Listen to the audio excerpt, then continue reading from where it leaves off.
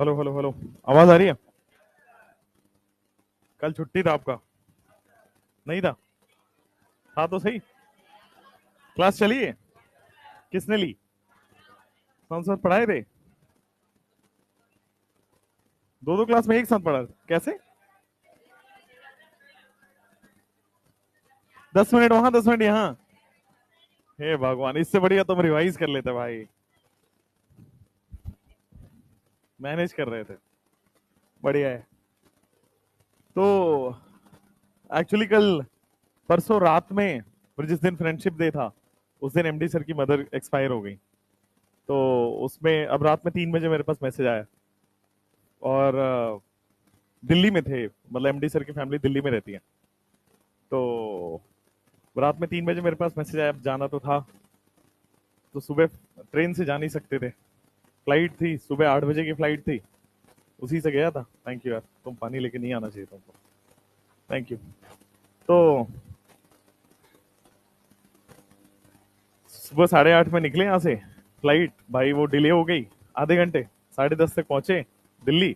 तब तक दिल्ली से वो लोग, क्या होता है कि उनको घर पे ये सब काम करना था। जो भी लास्ट राइट्स होते हैं, लास्ट जो भी होते हैं अपने, जो भी कल्चर चीज होता है। तो वो उनको आगरा में उनका घर है, एक्चुअली एमडी सर का घर प्रॉपर आगरा में घर है। तो फिर वहां जब मैं और तरुण सर साथ में ही निकले थे यहाँ से, तो वहां पहुंचे तो वहां से वो लोग निकल चुके थे। फिर सर्वे सर वेट कर रहे थे। तो सर्वे सर, हम और सब लोग गए, फिर आगरा पहुंचे। और दिल्ली से आगरा लगता है 3.5 घंटे चलने में। तो कल पूरे दिन भर ना ऐसे चले ही हैं हम सब सारे। तो वहां पहुंचे 2:30-3 बजे के आसपास। तो वो अटेंड किया।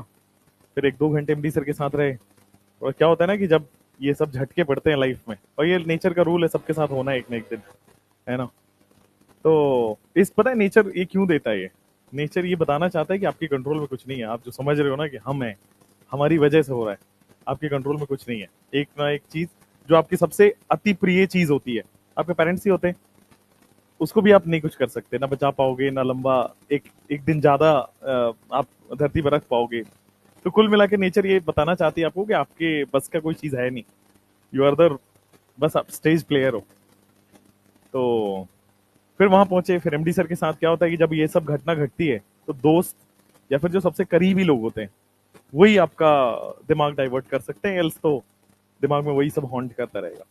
और फिर क्या होता है कि पूरी फ्लैशबैक चलती है बचपन से। पूरी फ्लैशबैक चलती है कि जब मैं 6 साल का था, 8 साल का था, 10 साल का था, मैंने उस, ऐसा हुआ वैसा हुआ, ऐसा नहीं होता तो और अच्छा होता, है ना। हालांकि सब बेस्ट होता है।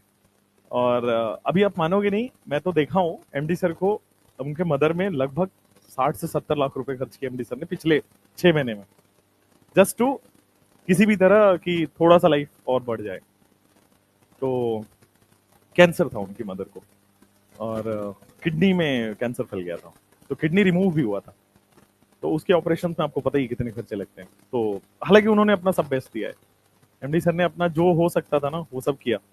और हम तो वही थे जब जनवरी में वो हुआ था ऑपरेशन। तो मैं तो वही था हॉस्पिटल में। तो सब किया उन्होंने। बट वही, अब देखो वो सब कर रहे थे बैकग्राउंड में ना, वो सारी चीजें चल रही थी जनवरी से।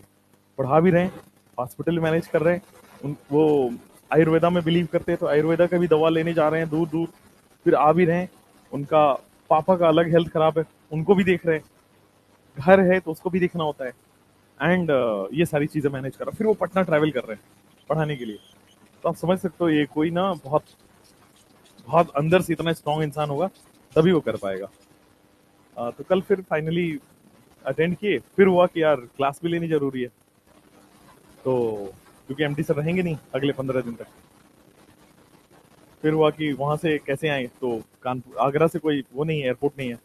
तो आगरा से दो ऑप्शन थे, कानपुर जाओ, लखनऊ जाओ, वहां से फ्लाइट पकड़ के आ जाओ। कानपुर लखनऊ से पटना की फ्लाइट नहीं है, पटना इतना घटिया जगह है। बट फ्लाइट नहीं है भाई कहीं से, दिल्ली छोड़ के ना जल्दी फ्लाइट नहीं मिलती है। फिर हुआ कि कैसे जाए, तो क्लास लेनी है तो एक ही ऑप्शन था, एक आगरा से फिर ट्रेवल करके कानपुर आओ। फिर कानपुर सेंट्रल बड़ा वो है स्टेशन। तो कानपुर से फिर एक तेजस राजधानी चलती है जो पटना के लिए आती है, वहां से चलती है नई दिल्ली से। नई दिल्ली से पटना रोज रात में चलती है। वहां से नई दिल्ली से खुलती है 5 बजे, और यहाँ सुबह 5 बजे, 4 4:30 बजे 5 बजे।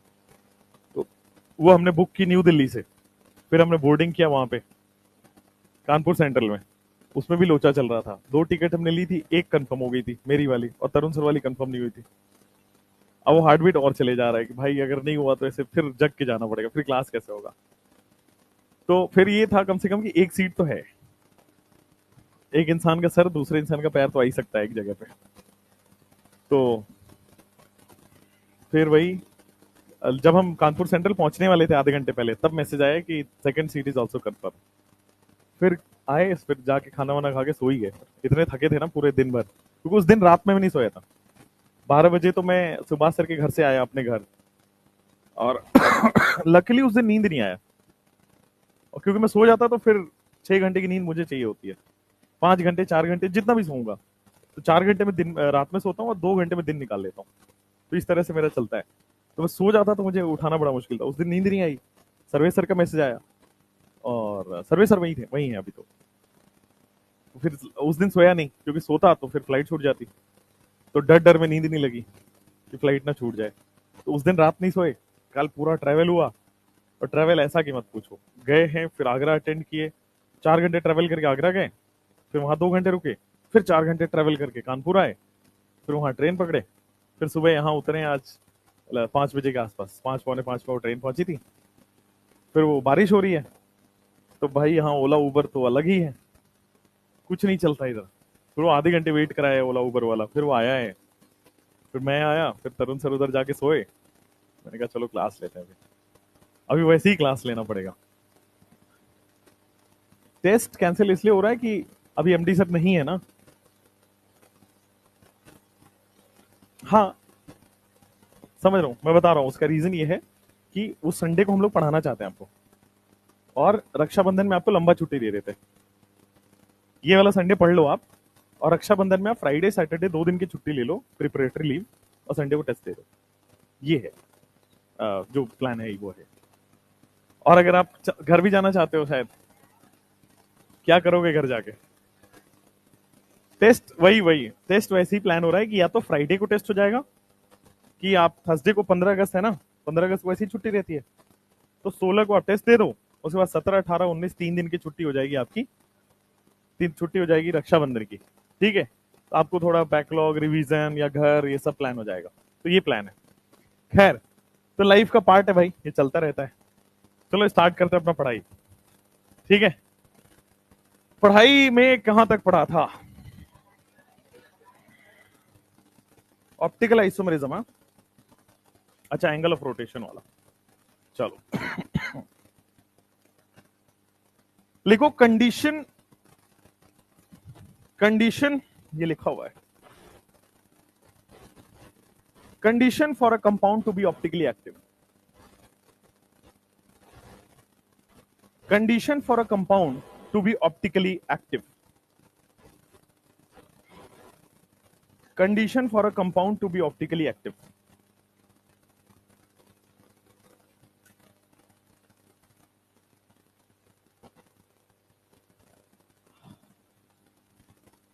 हमने ऑप्टिकल आइसोमेरिज्म में अभी ये देखा है कि वैसे कंपाउंड जो प्लेन पोलराइज्ड लाइट को रोटेट कर दे वो ऑप्टिकली एक्टिव हैं, और जो रोटेट ना कर पाए वो ऑप्टिकली इनएक्टिव हो जाएगा। यही पढ़ा है अभी तक। चलिए, अभी हम वही पढ़ने वाले हैं कि आपको कंपाउंड देख के कैसे पता चलेगा कि वो रोटेट करेगा या नहीं करेगा। भाई हमने ये बोल दिया कि अगर प्लेन पोलराइज्ड लाइट रोटेट हो जाए, चाहे वो क्लॉकवाइज हो, चाहे वो एंटी क्लॉकवाइज हो, चाहे वो 0 डिग्री हो, चाहे कोई भी डिग्री हो, बस रोटेट कर जाए, बेसिकली फ्लक्चुएट कर जाए, वो स्टेबलाइजर का मीटर होता है ना, वैसे ही वो पीपीएल फ्लक्चुएट करता है। तो अगर वो पीपीएल रोटेट कर जाए तो कंपाउंड क्या हो जाता है? Optically active. और पीपीएल रोटेट ना करे तो कंपाउंड हो जाता है एंटी क्लॉक, वो ऑप्टिकली इनएक्टिव। अब रोटेट क्लॉकवाइज भी कर सकता है, एंटी क्लॉकवाइज भी कर सकता है। रोटेट करने का एंगल कुछ भी हो सकता है, बस फर्क क्या पड़ना चाहिए? रोटेट कर रहा है। अब जैसे मान लो मैं दे दूं आपको कि कोई एक कंपाउंड लिख के दे दूं ऑर्गेनिक कंपाउंड का, 2,2 डाइमिथाइल प्रोपेन, ऐसा कुछ करके दे दिया। अब ये आप देख के कैसे बता पाओगे कि वो रोटेट कर रहा है नहीं कर रहा है? देख के कैसे बता पाओगे कि कंपाउंड रोटेट कर रहा है नहीं कर रहा है? वो अभी हमें समझना है, थ्योरेटिकल अप्रोच उसका समझना है। तो पहले लिख लो यहां पे कि इफ कंपाउंड रोटेट्स पीपीएल, अगर आपका कंपाउंड प्लेन पोलराइज्ड लाइट को रोटेट करता है, इफ कंपाउंड रोटेट्स पीपीएल, तो ऑप्टिकली एक्टिव या इनएक्टिव? एक्टिव हो जाएगा। अगर रोटेट कर रहा है तो वो ऑप्टिकली एक्टिव हो जाएगा। फिर if compound can not rotate PPL, अगर कंपाउंड रोटेट नहीं कर रहा है प्लेन पोलराइज्ड लाइट को, पीपीएल को रोटेट नहीं कर रहा है, तो it is optically inactive. It is optically inactive. अब ये तो हो गया एक्सपेरिमेंट की बात। ये तो हमें पोलारीमीटर एक्सपेरिमेंट से पता है, हमने पोलारीमीटर एक्सपेरिमेंट पढ़ा है और वहां से हमें पता है कौन एक्टिव है कौन इनएक्टिव है। अब मैं समझाता हूं आपको कि कंपाउंड देख के कैसे पता चलेगा कि कोई एक्टिव है या नहीं एक्टिव है। तो अगर कंपाउंड में सिमेट्री नजर आ जाए तो वो इनएक्टिव हो जाएगा। अगर कंपाउंड में किसी भी तरह की सिमेट्री है तो कंपाउंड इनएक्टिव हो जाएगा। कंपाउंड को एक्टिव होने के लिए अनसिमेट्रिकल होना पड़ेगा। तो सबसे पहले ये जो लिख रहे हैं ना, compound rotates PPL optically active, इसका मतलब है कंपाउंड शुड हैव, या फिर सबसे पहला condition, compound should be unsymmetrical. Compound के पास अनसिमेट्री होना चाहिए। Compound should be unsymmetrical. अगर ये अनसिमेट्रिकल होगा तभी ये ऑप्टिकली एक्टिव कहलाएगा। और अगर ऑप्टिकली एक्टिव है, इसका सीधा मतलब हो गया कि ये रोटेट कर रहा है पीपीएल को। तो ये तीनों चीज आपस में दिमाग में तीनों में रिलेट कर लीजिए कि कंपाउंड ऑप्टिकली एक्टिव है, यानी कि वो रोटेट कर रहा है पीपीएल। और रोटेट कब करेगा?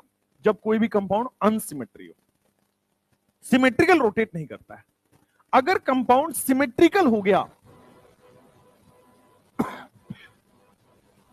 अगर कंपाउंड सिमेट्रिकल हो गया तो ये हो जाएगा ऑप्टिकली इनएक्टिव।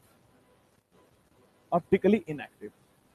कंपाउंड सिमेट्रिकल हो गया तो ये हो गया ऑप्टिकली इनएक्टिव, और ऑप्टिकली इनएक्टिव हो गया तो कैन नॉट रोटेट, या फिर लिखो do not rotate PPL. PPL को रोटेट नहीं कर रहा है। अच्छा, एक तो हो गया सिमेट्री और अनसिमेट्री। आप कैसे दिखोगे कि कोई कंपाउंड सिमेट्री है कि अनसिमेट्री है? अगर कंपाउंड में एलिमेंट ऑफ सिमेट्री होगा तो वो सिमेट्रिकल होगा, और कंपाउंड में अगर एलिमेंट ऑफ सिमेट्री नहीं होगा तो वो कंपाउंड अनसिमेट्री हो जाएगा। अभी समझो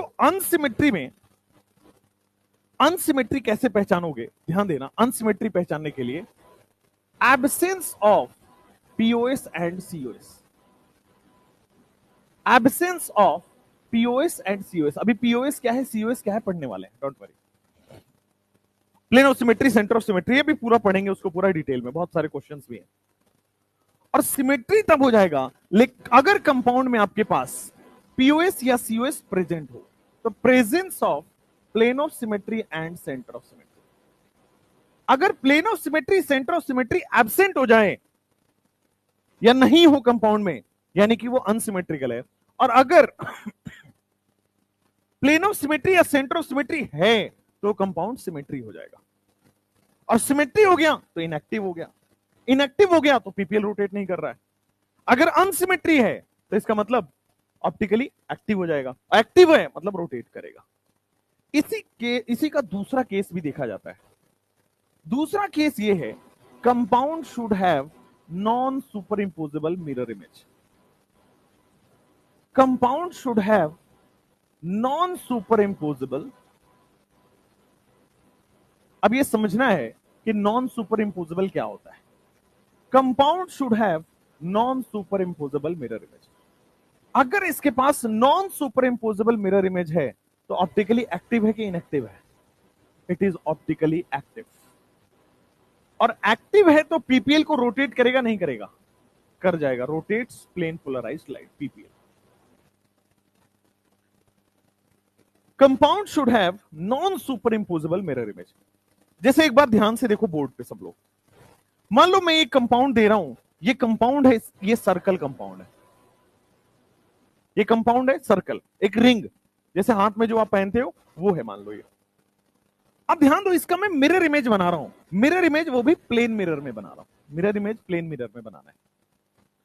अब हमने प्लेन मिरर का एक रूल होता है कि object distance is equal to image distance, होता है ना। तो क्या आप इतने ही डिस्टेंस पे इधर इमेज बना पाओगे? क्या यही इसका mirror image, object distance is equal to image distance. अच्छा, अब देखो सुपर इंपोजिबल है या नहीं कैसे पता करना है।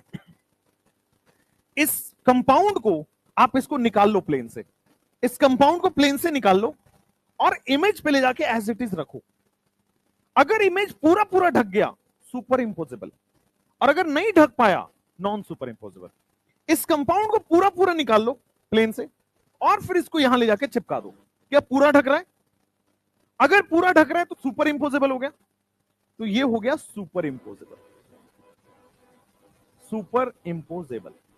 अच्छा, सुपर इंपोजेबल है तो ध्यान दो, ऑप्टिकली एक्टिव या इनएक्टिव? इनएक्टिव हो गया। अच्छा, अगर मैं आपको बताऊं कि अगर सुपर इंपोजेबल मिरर है यानी कि प्लेन ऑफ सिमेट्री या सेंटर ऑफ सिमेट्री होगा। अगर देखो यहां पे, क्या ये वाला प्लेन इक्वल इक्वल काट रहा है? तो ये कहो या ये कहो, बात एक ही है। अगर कंपाउंड सिमेट्रिकल है तो वो अपने आप उसका सुपर इंपोजेबल मिरर इमेज बन जाता है। अगर कंपाउंड अनसिमेट्रिकल है तो अपने आप उसका compound non superimposable mirror image बनेगा। Symmetry, superimposable. S for symmetry, S for superimposable. Unsymmetry, non superimposable या अनसुपर इंपोजेबल, ऐसे समझ लो। ठीक है, तो अगर आपके पास कोई भी, जैसे मान लो मैंने लिखा ए, ये एनसीईआरटी का एग्जांपल है ए। अब ये सुपर इंपोजेबल है नॉन सुपर इंपोजेबल है? अगर मैं इसका मिरर इमेज एक बार बना के देखता हूं तो देखो, mirror image object distance is equal to image distance. अब मैं ए को इस प्लेन से बाहर निकालता हूं और फिर इस पे ले जाके चिपका देता हूं। क्या पूरा पूरा ढक लेगा? अगर पूरा पूरा ढक लेगा तो ये क्या है? सुपर इंपोजेबल ही तो है। तो दिस इज सुपर इंपोजेबल। एक और चीज, सुपर इंपोजेबल है यानी कि सिमेट्री होगा। देखो सिमेट्री दिखाता हूं, देखो सिमेट्री दिखाता हूं। अगर मैं इस प्लेन से इसको इक्वल इक्वल काट देता हूं तो देखो इक्वल बढ़ गया। जैसा लेफ्ट में वैसा ही राइट में, जितना दूर लेफ्ट में उतना ही दूर राइट में, जितना पास में लेफ्ट में उतना ही पास में राइट में, मतलब इक्वल इक्वल है। तो अगर कंपाउंड सिमेट्री है तो इसका मतलब सुपर इंपोजेबल बनाएगा, और अगर कंपाउंड अनसिमेट्री है इसका मतलब नॉन सुपर इंपोजेबल बनाएगा। बात क्लियर है? जैसे अब मान लो आपके पास ये एस लिखा हुआ है, ये सुपर इंपोजेबल है कि नॉन सुपर इंपोजेबल है? बना के देखो, सुपर इंपोजेबल है नॉन सुपर इंपोजेबल? क्या एस का 2 की तरह बन जाएगा? है ना? Object distance equal to image distance करोगे, सेम बन रहा है। अब अगर आप निकालोगे इसको और इसके ऊपर रखोगे तो सुपर इंपोजेबल या non superimposable? Non superimposable mirror image बन जाएगा। Non superimposable. अच्छा, अगर नॉन सुपर इंपोजेबल है यानी कि अनसिमेट्री है कंपाउंड, अनसिमेट्री है कंपाउंड, आप काट के देखो इक्वल इक्वल नहीं बैठेगा। देखो लेफ्ट में ऐसे कर्व है, राइट में नहीं है। देखो राइट में कर्व है, लेफ्ट में नहीं है, नॉन अनसिमेट्री आ गया। चाहे आप बीचों बीच काट देते हो एक बार, क्या इक्वल है? भाई इधर की तरफ पॉइंटेड है, इधर कर्व है, इक्वल इक्वल कहां है? ये ऊपर की तरफ जा रहा है और यहां तो कुछ कर्व बना हुआ है। ठीक है, अनसिमेट्री हो गया। प्लेन इक्वल इक्वल नहीं काट रहा है। देखो इसका ओपन साइड इधर है, इसका ओपन साइड इधर है, इसका इधर ही होना चाहिए, इसका इधर ही होना चाहिए, तब प्लेन होगा, तब सिमेट्री होगा। तो इसको किसी भी तरह काटो, प्लेन ऑफ सिमेट्री नहीं आएगा, अनसिमेट्री है। अनसिमेट्री का मतलब non superimposable, non super इंपोजेबल का मतलब ऑप्टिकली एक्टिव। तो चाहे आज के बाद मैं अनसिमेट्री बोलूं या नॉन सुपर इंपोजेबल बोलूं, बात एक ही है। और वो सारे के सारे ऑप्टिकली एक्टिव हैं और वो सारे रोटेट करेंगे प्लेन पोलराइज्ड लाइट को। बस यही समझना है, इतना फटाफट से नोट डाउन कर लो।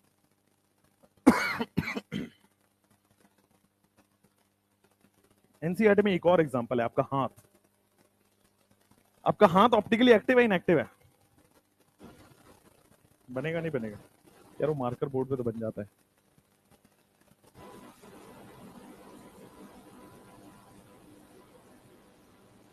या तो ड्राइंग है मेरी। ये बेटा आपका हाथ है, इसका मिरर इमेज बनाओ।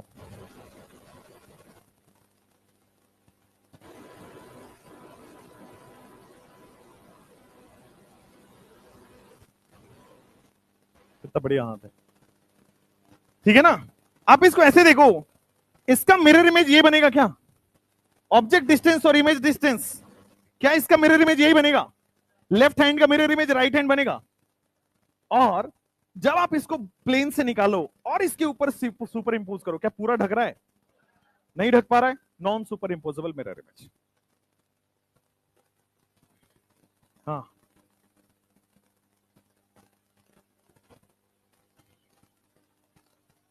समझ गया ना मिरर इमेज?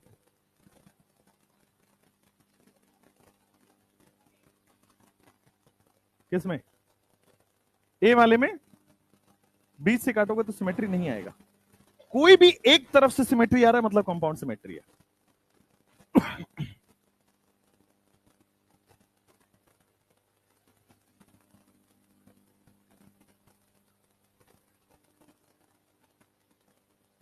लिखो ऊपर अब हेडिंग, एलिमेंट ऑफ सिमेट्री। नहीं, एलिमेंट ऑफ सिमेट्री होते तो 4 हैं, आपके सिलेबस में, आपके एनसीईआरटी में 2 हैं, तो अपन 4 नहीं पढ़ेंगे, 2 ही पढ़ेंगे।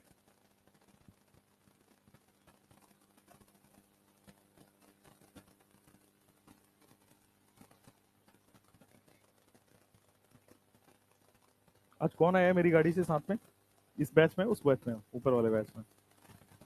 वो बेचारा वहां पे स्ट्रगल कर रहा था ऑटो के लिए, मैं क्रॉस कर रहा था, मैंने कहा बैठ जाओ। फिर आज उसको मर्सिडीज की राइड लेके आया मैं। डर रहा होगा क्योंकि मैं चलाता हूँ तूफानी।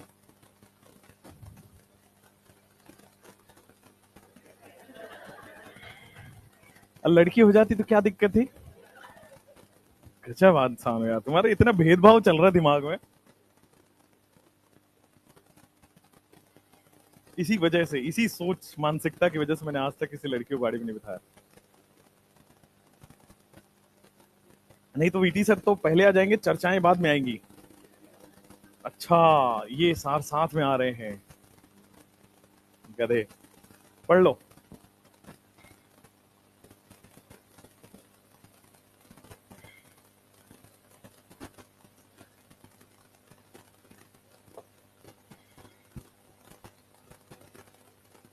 हो गया? लिखो यहां तक तो आपने समझ लिया ऑप्टिकली एक्टिव है कौन, इनएक्टिव है। अभी तक एक चीज समझ आई कि कंपाउंड अगर अनसिमेट्री है तो ऑप्टिकली एक्टिव होगा। अनसिमेट्री का मतलब हो गया कि plane of symmetry, centre of symmetry नहीं होना चाहिए। कुल मिला के कहा जाए तो एलिमेंट ऑफ सिमेट्री नहीं होना चाहिए। लिखेंगे ऊपर हेडिंग में एलिमेंट ऑफ सिमेट्री। हेडिंग में लिख लो एलिमेंट ऑफ सिमेट्री।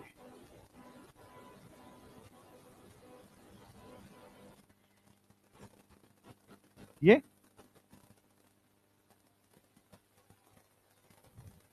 मतलब पढ़ने से होना चाहिए। 12th में है, 11th में क्या फर्क पड़ता है? आइए, प्लेन ऑफ सिमेट्री, सबसे पहला जो एलिमेंट ऑफ सिमेट्री होता है वो होता है plane of symmetry. Plane of symmetry, इतना बड़ा बड़ा वर्ड थोड़ी ना बोल पाओगे, बड़े बड़े नाम को तो तुम लोग आराम से छोटा कर देते हो। इसको आज से हम लोग क्या बुलाएंगे? पॉस। उसी तरह से जो सेकंड आपके पास एलिमेंट ऑफ सिमेट्री आएगा वो आएगा सेंटर ऑफ सिमेट्री। लेकिन तुम छोटा तो कर ही देते हो ना नाम को, बहुत बड़ा बड़ा नाम है बेटा, सीधा बाबू बुला लेते हो, है ना? तो सेंटर ऑफ सिमेट्री हो गया। उसी तरह एक और तीसरा होता है, वो होता है एक्सिस ऑफ सिमेट्री, जो सिलेबस में नहीं है। ऑस बोलते हैं इसको, जो सेंटर ऑफ, जो ये सिलेबस में नहीं है। और फिर आपके पास आ जाएगा ऑल्टरनेट एक्सिस ऑफ सिमेट्री, जो कि एमएससी करोगे या पीएचडी करोगे तो आपको आएगा सिलेबस में, जो आपको दूर दूर तक नहीं करना है। एक स्टूडेंट था मेरा एक 1.5 साल पहले, वो कर रहा है अभी।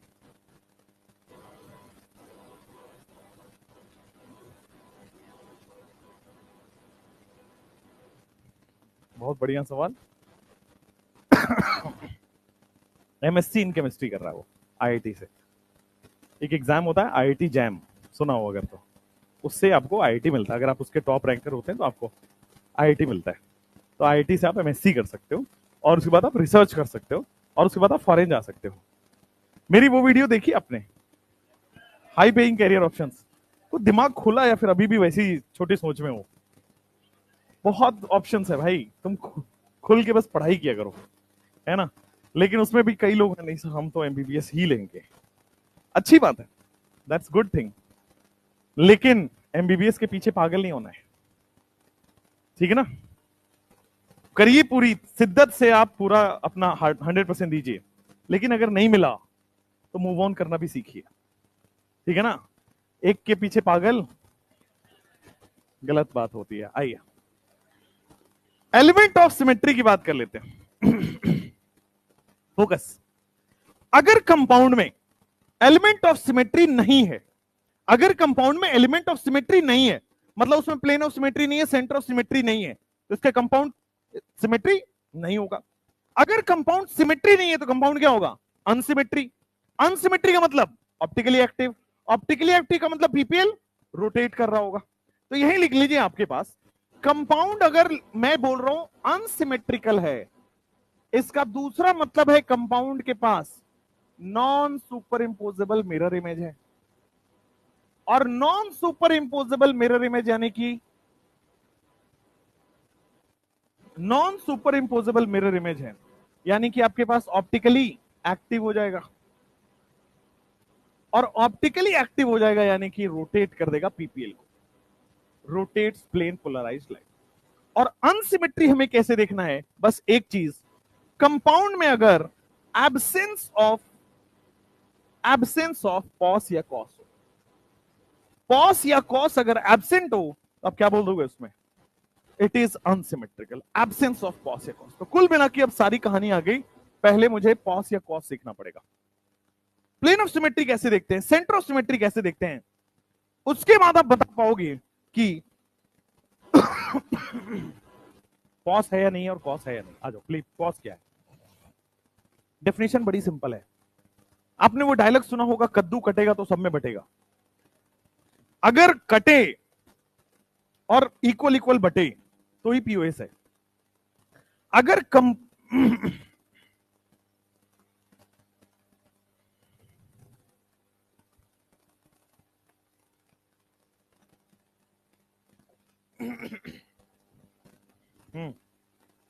अगर कंपाउंड को इक्वल इक्वल काटा जा सके और इक्वल कटने के बाद कंपाउंड बट जाए इक्वल इक्वल पार्ट में, तभी उसको प्लेन ऑफ सिमेट्री बोलता है। प्लेन ऑफ सिमेट्री क्या है? एक ऐसा इमेजिनरी प्लेन जो कंपाउंड को दो इक्वल इक्वल पार्ट में डिवाइड कर रहा है। एक ऐसा इमेजिनरी प्लेन जो किसी भी कंपाउंड को दो इक्वल इक्वल पार्ट में डिवाइड कर रहा है, उसी को कहते हैं प्लेन ऑफ सिमेट्री। जैसे कि आपने एक केस में देखा है, मान लो मैंने ए लिखा हुआ है, तो ये एक इमेजिनरी प्लेन है जो इस कंपाउंड को बीचों बीच इक्वल इक्वल पार्ट में डिवाइड कर रहा है, मतलब कट भी रहा है और इक्वल इक्वल बट भी रहा है, तो पीओएस हो गया। जैसे कोई भी है, जैसे मान लो ये मैंने सर्कल बनाया था, तो एक ऐसा प्लेन जो इसको इक्वल इक्वल पार्ट में डिवाइड करे, क्या हो गया वो? Plane of symmetry. कोई भी हो गया, जैसे मान लो एस में ऐसा प्लेन ही नहीं मिल रहा है जो इसको इक्वल इक्वल पार्ट में डिवाइड करे। एस में मान लो मैंने वर्टिकली सोचा, equal equal, left equal to right है क्या? नहीं है। अगर मैं हॉरिजेंटल सोच रहा हूं तो क्या टॉप इक्वल टू बॉटम है क्या? नहीं है। अच्छा, टॉप इक्वल टू बॉटम क्यों नहीं है? ध्यान से देखिए, इसका ओपन साइड किधर है? राइट साइड है, और इसका क्लोज साइड है राइट हैंड साइड। सेम नहीं है। सेम तब होता, देखो, सेम तब होता जब एकदम एज इट इज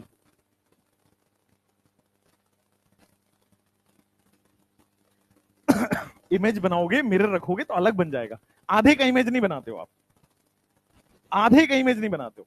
खैर अभी समझो, एक ऐसा इमेजिनरी प्लेन जो इसको दो इक्वल इक्वल पार्ट में डिवाइड, क्या अभी ये इक्वल इक्वल पार्ट में डिवाइड कर रहा है?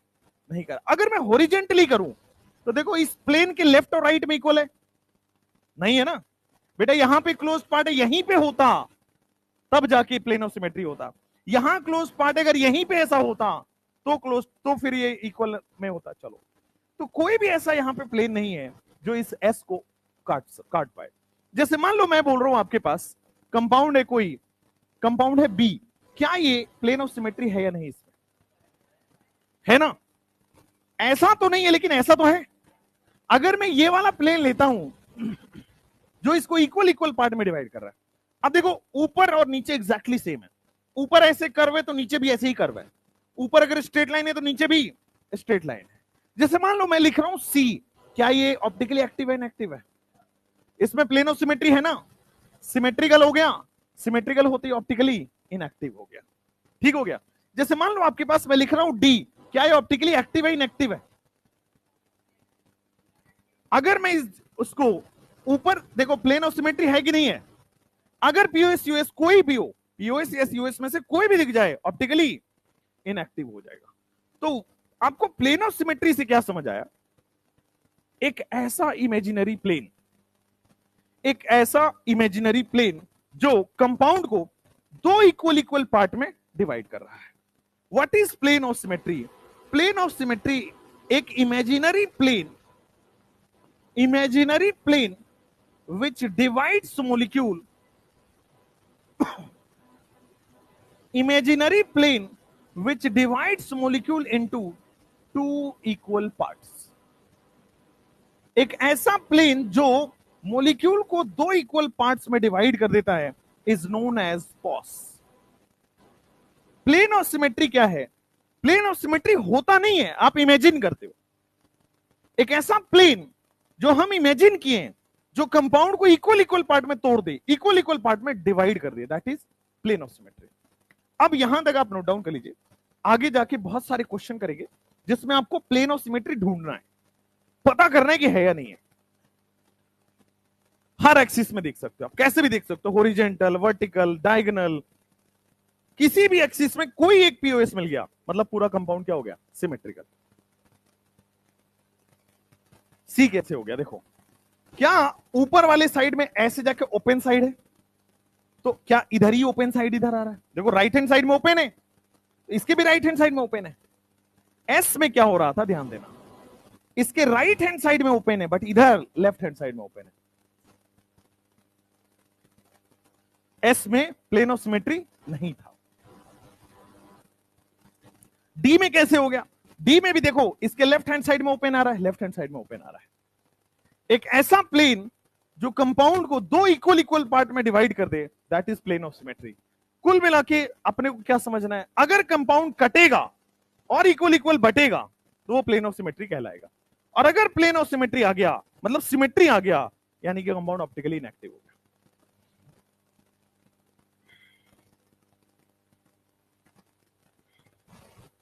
करें एक चीज और ध्यान से देखना, पॉइंट नंबर 1 है, पॉइंट नंबर 2, अगर मैं आपको साइक्लोप्रोपेन देना हूं, हर एंगल से सोच के बताओ, क्या इसमें प्लेन ऑफ सिमेट्री आ सकता नहीं आ सकता? प्लेन ऑफ सिमेट्री आ सकता है। कैसे आएगा? अगर मैं एक काम करता हूं, अगर मैं वर्टिकल प्लेन लेता हूं, क्या प्लेन ऑफ सिमेट्री है या नहीं है? वर्टिकल प्लेन लेता हूं, प्लेन ऑफ सिमेट्री है। अगर मैं साइक्लोब्यूटेन लेता हूं, अब बताओ इसमें प्लेन ऑफ सिमेट्री है या नहीं है? ऑब्वियसली बहुत सारे प्लेन ऑफ सिमेट्री हैं, अपने को केवल एक मिल जाए अपना काम हो जाएगा। कितने हैं इसमें फर्क नहीं पड़ता, एक भी मिल जाए तो मतलब कंपाउंड क्या हो गया? सिमेट्री हो गया। अगर मैं आपको साइक्लोपेंटेन बनाता हूं, क्या इसमें प्लेन ऑफ सिमेट्री है या नहीं है? एक मुझे दिख गया वर्टिकल वाला, बराबर देखो, लेफ्ट इक्वल टू राइट है, बराबर बराबर दिख रहा है, प्लेन ऑफ सिमेट्री है। अगर आपके पास साइक्लोहेक्सेन है, इसमें भी है, तो ये देखो आपके पास साइक्लोहेक्सेन है, ये भी आपके पास आ गया।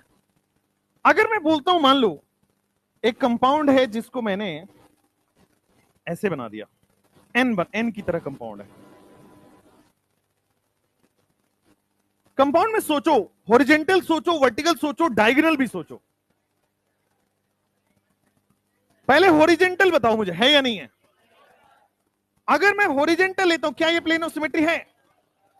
इसका इधर है तो इधर ही आना चाहिए, इसका क्लोज्ड पार्ट टिप इधर है तो इसका टिप इधर ही आना चाहिए, तब तो प्लेन ऑफ सिमेट्री होता। ये नहीं है। अगर मैं इसको काट देता हूं, ये भी नहीं है, क्योंकि इसका क्लोज्ड पार्ट यहां है तो इसका क्लोज्ड पार्ट यही आना चाहिए। ऑब्जेक्ट इक्वल टू इमेज होता है ना। चलो नेक्स्ट, डायगोनली काटते हैं, ये वाला डायगोनली, इसमें भी तो नहीं है, इधर के बजाय इधर नहीं है ना, ऐसा होना चाहिए, नहीं है। चलो नेक्स्ट, ये वाला सोच के बताओ, क्या ये प्लेन ऑफ सिमेट्री है या नहीं? है या नहीं है? नहीं है। रीजन देखो, रीजन देखो बेटा, इस प्लेन यहां पे, इस प्लेन में यहां पे ये प्लेन ऑफ सिमेट्री आपने करा, क्या लेफ्ट इक्वल टू राइट है? भाई इसका ओपन एंड कहां है? नीचे की तरफ। इसका ओपन एंड कहां है? ऊपर की तरफ। तो कैसे प्लेन बराबर बराबर हो गया? नहीं हुआ ना। एक ऐसा प्लेन लेना है जो लेफ्ट और राइट इक्वल इक्वल काट पाए, that is plane of symmetry. तो यहां पे प्लेन ऑफ सिमेट्री नहीं है, एन के केस में प्लेन ऑफ सिमेट्री नहीं है। जरा इस वाले एन में देख के बताना।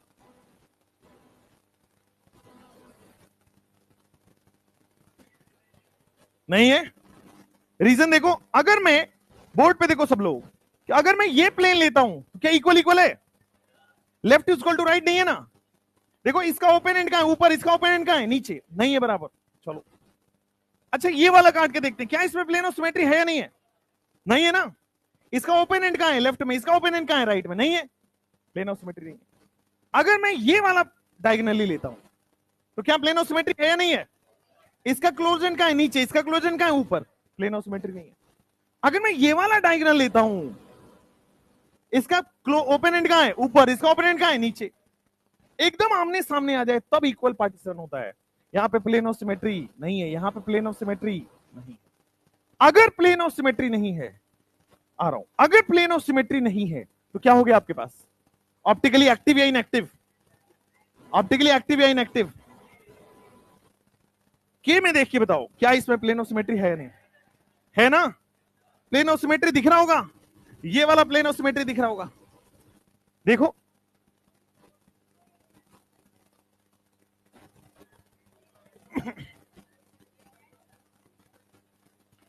इसका ओपन एंड कहां है? ऊपर। इसका ओपन एंड कहां है? नीचे। मतलब इसका ओपन एंड कहां है? राइट हैंड साइड में। इसका ओपन एंड कहां है? राइट हैंड साइड में। इक्वली तो है भाई। आपको इस प्लेन में देखो, अब इक्वल इक्वल नहीं दिख रहा आपको? वो ऊपर की तरफ जा रहा है ओपन, ये भी नीचे की तरफ जा रहा है ओपन। ये भी राइट हैंड साइड में ओपन है, ये भी राइट हैंड साइड में ओपन है तो इक्वल। भाई ये राइट हैंड साइड में ओपन हो रहा है, ये भी राइट हैंड साइड में ओपन हो रहा है, हो गया इक्वल। जिस प्लेन से काट रहे हैं उस प्लेन के रेस्पेक्ट में आपको देखो इक्वल इक्वल दिख रहा है नहीं दिख रहा। अब देखो यहां पे, देखो ध्यान से। अगर मैं इस प्लेन को लेता हूं, इस प्लेन को थोड़ा गौर से देखना, इस प्लेन को, इस प्लेन के ऊपर वाला पार्ट क्या ये वाला है?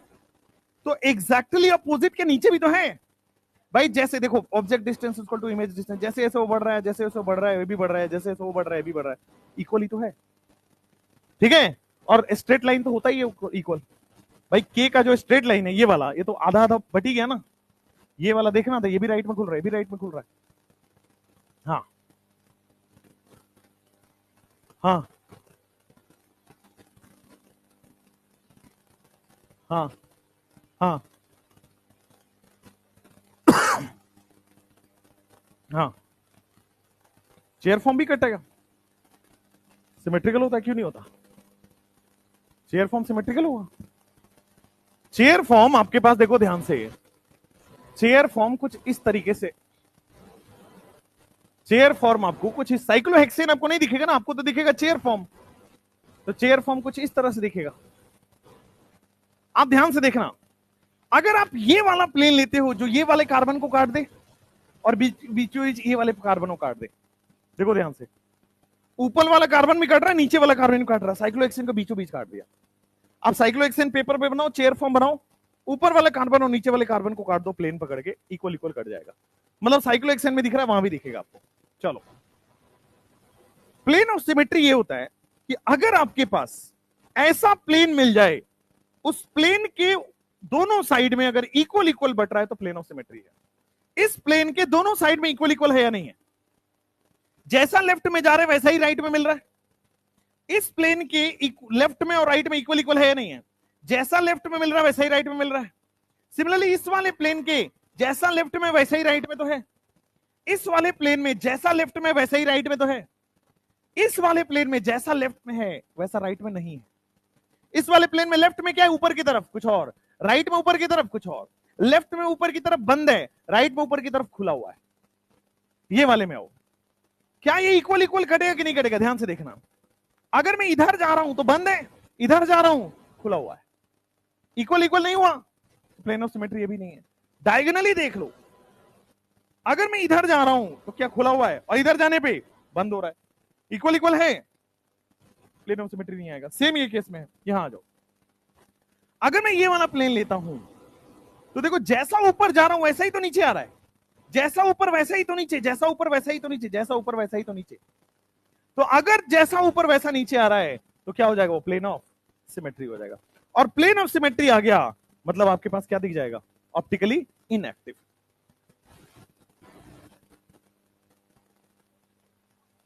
यस, कोई भी एक आपको पीओएस दिख जाए तो कंपाउंड क्या हो गया, ऑप्टिकली इनएक्टिव। बिल्कुल हो सकता है। साइक्लोहेक्सेन बना के बताऊंगा, पहले ये करो। साइक्लोहेक्सेन बना के बता देंगे, टेंशन मत। अभी वो क्वेश्चन आ रहा है आगे, इसलिए मैं उस पर बहुत ज्यादा आपको फोकस नहीं करवा रहा हूं। साइक्लोहेक्सेन वाले क्वेश्चन कराऊंगा, पहले धीरे धीरे छोटे छोटे क्वेश्चन से आगे बढ़ते हैं, तब आपका कॉन्सेप्ट बिल्डअप होगा।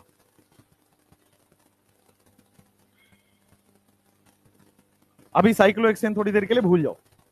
लिख लिया ना आप लोग, ये तो नहीं लिखे हो, लिख लिया ना, हो गया। बगल वाले से देखो, जल्दी लिखिए जल्दी। अच्छा, इनका मैंने फिर स्टेटस देखा है, खूब फ्रेंडशिप डे मना रहे हो तुम। देखिए, एक तो मोतिहारी जाके चिल कर रहे थे कुछ दिन, हम तो मनाए, हमारा तो दिन है भाई मनाने का। एक तो एक गैंग है क्लास में, देखो मैंने एक इसका चेहरा पहचाना, एक उसका चेहरा पहचाना, इसका भी चेहरा पहचाना, ये सब बना रहे थे फ्रेंडशिप डे। वो बगल वाले वो देखो, वो भी फ्रेंडशिप डे मना रहे थे। ये सब एक ही हॉस्टल में रहते हैं, कमरा एक ही दिख रहा था इन लोगों का। लड़कों ने हाइड कर लिया है, दिक्कत ये है क्या। अच्छा, फ्रेंडशिप डे खूब मना रहे हो आप, नहीं मना रहे हो? ये लड़कियों का त्योहार है क्यों?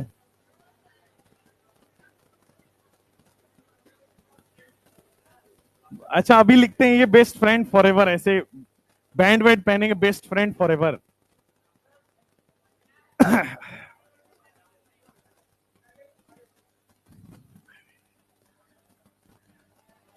माहौल ही खराब कर दिया है। चलो, ये वही थ्योरी लिखी हुई है आपके सामने, ये वही थ्योरी लिखा हुआ है। एक चीज जो आपको जो इमेजिन कराना है वो है, नेक्स्ट जो कंपाउंड है वो देखना ध्यान से, बोर्ड पे ही बेटा, बोर्ड पे देखना। सी डबल बॉन्ड सी, यहां पे लगा दिया एच, यहां पे लगा दिया सीएल, यहां पे लगा दिया एच और यहां पे लगा दिया सीएल। थोड़ा ध्यान से, क्या इसमें प्लेन ऑफ सिमेट्री है या नहीं, बोर्ड पे देख के बताओ। हॉरिजॉन्टल है या वर्टिकल है? आपको ये वाला प्लेन ऑफ सिमेट्री दिख रहा होगा, लेफ्ट के सामने लेफ्ट, राइट के सामने राइट, एकदम सेम आ रहा है। एक और चीज ध्यान से देखना, अगर आप हॉरिजॉन्टल करोगे, अरे सुनो मेरी बात, अगर आप हॉरिजॉन्टल करोगे तो देखो एच के सामने सीएल नहीं आ रहा, एच के सामने सीएल नहीं आ रहा। लेकिन एक आपको इमेजिन कराता हूं, ध्यान देना, ये कंपाउंड क्या प्लेनर है या नहीं है? अगर अच्छा डायगोनल भी सोच रहे हो, डायगोनल सोचो, क्या एच के सामने सीएल आ रहा है क्या? नहीं होगा। ये वाला डायगोनल सोचो, एच के सामने सीएल आ रहा है क्या? नहीं होगा। लेकिन इसमें सोचना यह है कि ये कंपाउंड, ये कार्बन क्या है, sp2, ये कार्बन क्या है, sp2, दोनों कार्बन sp2 है, तो मतलब कंपाउंड प्लेनर है क्या? ट्राइगोनल प्लेनर मतलब प्लेनर ही हो गया वो। अच्छा, अगर एक कंपाउंड प्लेनर है, मान लो एक कॉपी दो, ये कंपाउंड ये वैसा ही है, ये कंपाउंड एक प्लेन में लाई कर रहा है, यहां पे मान लो एक कार्बन है, यहां पे एक कार्बन है, इससे एच एच सीएल और सीएल जुड़ा हुआ है, ठीक है। अब ये प्लेनर कंपाउंड है, तो अगर मैं इस कंपाउंड को ऐसे भी तो काट सकता हूं, बीचों बीच, जिसको हम लोग बोलते हैं स्लाइस पीओएस या सैंडविच पीओएस, या इसको बोलते हैं मोलिक्यूलर पीओएस। लेकिन ये कहां लगेगा, प्लेनर में। sp3 में मत लगा देना, sp3 क्या होता है, नॉन प्लेनर स्ट्रक्चर। sp और sp2 ही प्लेनर होते हैं, sp और sp2 को छोड़ दिया जाए बाकी सारे नॉन प्लेनर हो जाएंगे। अब यहां आ जाओ, ये sp2 है, प्लेनर है, तो एक प्लेन में लाई कर रहा होगा, कोई भी ये प्लेन ले लो। अब इस प्लेन को इक्वल इक्वल मुझे काटना है, तो क्या बीचों बीच इसको कट कर दूंगा? अगर बीचों बीच कट करूंगा तो ऊपर और नीचे वाला सेम ही तो है। अगर मैं ऐसे मान लेता हूं तो इसको ऐसे बीचों बीच कट कर देता हूं, तो आगे और पीछे वाला सेम ही तो है ना? तो जब भी कंपाउंड प्लेनर आ जाए, sp2 या sp आ जाए, तो इसका मतलब उसमें एक और पीओएस आ जाता है, that is horizontal vertical diagonal के अलावा स्लाइस पीओएस। यहां पे आपके पास नोट करके लिखना है, नोट नोट नोट, ये कहता है यहां पे कि स्लाइस स्लाइस पीओएस भी अवेलेबल है यहां पे, स्लाइस पीओएस जो कंपाउंड को एकदम बीच, जैसे मान लो एक बॉल है, जो मैं येलो वाला बॉल लेके आता हूं, वो प्लेनर है, बीचों बीच काट दो, ऊपर वाला पार्ट इक्वल टू नीचे वाला पार्ट, टेनिस बॉल होता है, कोई भी बॉल होता है, तो वैसे ही एज्यूम करना है स्लाइस पीओएस। इसी को बोलते हैं सैंडविच पीओएस। सैंडविच पीओएस क्यों बोला? क्योंकि सैंडविच की तरह बीचों बीच उसको कट करना होता है। तो सैंडविच दो ब्रेड से मिलकर बनता है, बीचों बीच काट दोगे तो ऊपर वाला ब्रेड इक्वल टू नीचे वाला ब्रेड, वैसे ही वाला पीओएस आपको एज्यूम करना है। या फिर इसको जो एनसीईआरटी में फेमस नाम है वो क्या है? Molecular POS. स्लाइस पीओएस या सैंडविच पीओएस या मोलिक्यूलर पीओएस कहां अवेलेबल है? Is available with planar compound. ये केवल और केवल एसपी या sp2 वालों में होगा, sp3 में मन करेगा, लगाना नहीं है बेटा, केवल sp2 वाले कंपाउंड में होगा।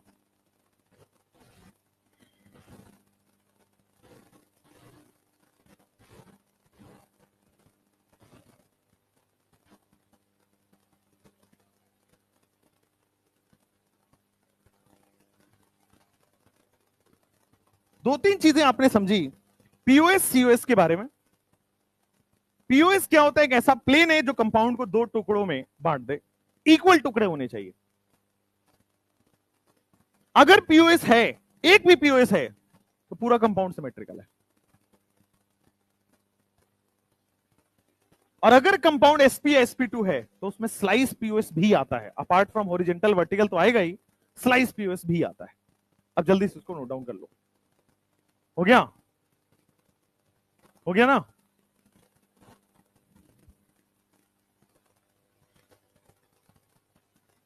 अभी आपको देखना है कुछ कंपाउंड्स हैं जिसमें आपको पीओएस सीओएस, पीओएस देखने पहले तो, फिर सीओएस पे आएंगे।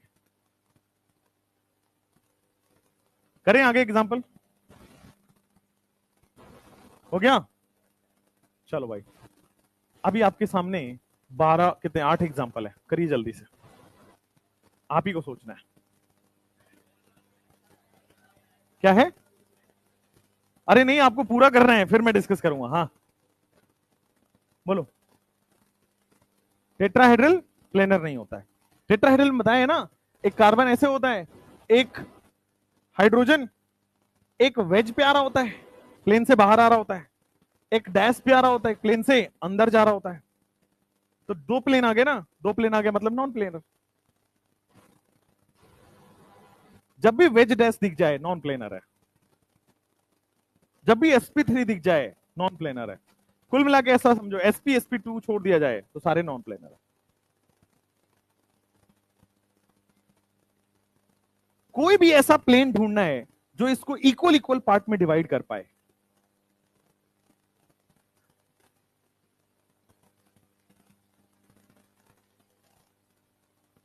देखो अभी तक आपने पहला वाला क्वेश्चन सोच लिया होगा, बोर्ड पे देखो, क्या ये भी, ये पीओएस दिख रहा है आपको? क्या हॉरिजॉन्टल पीओएस भी दिख रहा है? स्लाइस पीओएस भी दिख रहा है? बीचों बीच काटा जा सकता है? तो इसमें एक भी पीओएस है तो बोल दोगे क्या हो जाएगा? पीओएस है। क्या इसमें डायगोनल भी पीओएस दिख रहा है? ये वाला डायगोनल पीओएस है, तो इसमें भरपूर पीओएस है, जिधर से भी देखो। अपने को नंबर ऑफ पीओएस से मतलब नहीं है, आपको है एक भी पीओएस हो जाए तो कंपाउंड क्या हो गया? सिमेट्रिकल। पीओएस हो गया यानी कि कंपाउंड हो गया सिमेट्रिकल, यानी कि ऑप्टिकली इनएक्टिव। स्लाइस पीओएस कैसे होगा? क्या ये प्लेनर है sp2? क्या ये प्लेनर है sp2? ये क्लोरीन का एटम बॉल है, क्लोरीन एटम बॉल है, क्लोरीन एटम बॉल है, कार्बन एटम बॉल है, कार्बन एटम बॉल है, कार्बन, ये सब बॉल से बने हुए हैं। अब इसको क्लोरीन के बॉल को आधा आधा काट दिया, फिर आगे बढ़े, कार्बन कार्बन के बॉल कट गए, फिर कार्बन कार्बन के बॉल कट गए, क्लोरीन क्लोरीन के बॉल कट गए, स्लाइस पीओएस हो गया। कोई भी प्लेनर स्ट्रक्चर हो जाएगा, स्लाइस पीओएस हो जाएगा। चलो इस वाले केस में नहीं है, नहीं है। देखो वर्टिकल है या नहीं है? वर्टिकल है या नहीं है? सामने सामने सेम नहीं आ रहा, वर्टिकल नहीं है। हॉरिजॉन्टल है या नहीं है? सामने सामने सेम नहीं आ रहा, नहीं है। डायगोनल सोचते, बीआर के सामने सीएल आ रहा है, नहीं है। ये वाला डायगोनल, ये भी नहीं है, लेकिन स्लाइस तो है। दिख नहीं रहा लेकिन स्लाइस तो है। और कैसे एज्यूम करना है? आयोडीन का बॉल है, ये ब्रोमीन का बॉल है, ये कार्बन का बॉल है, ऐसे एज्यूम कर लेना। एटम ऐसे ही तो होता है स्फेरिकल शेप में, है ना? और क्या होगा, आप इसको इक्वल इक्वल, जैसे Br कट गया, आयोडीन कट गया, कार्बन कट गया and so on, equal equal part में डिवाइड कर दो। ठीक है, तो इसमें स्लाइस पीओएस है, जो दिखता नहीं है, चमकता नहीं है, स्लाइस पीओएस है। और पीओएस है इसका मतलब सिमेट्री है, और सिमेट्री है मतलब ओ इनएक्टिव, मतलब ऑप्टिकली इनएक्टिव।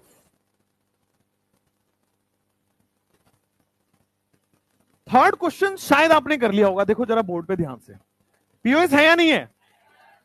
हॉरिजॉन्टल है क्या?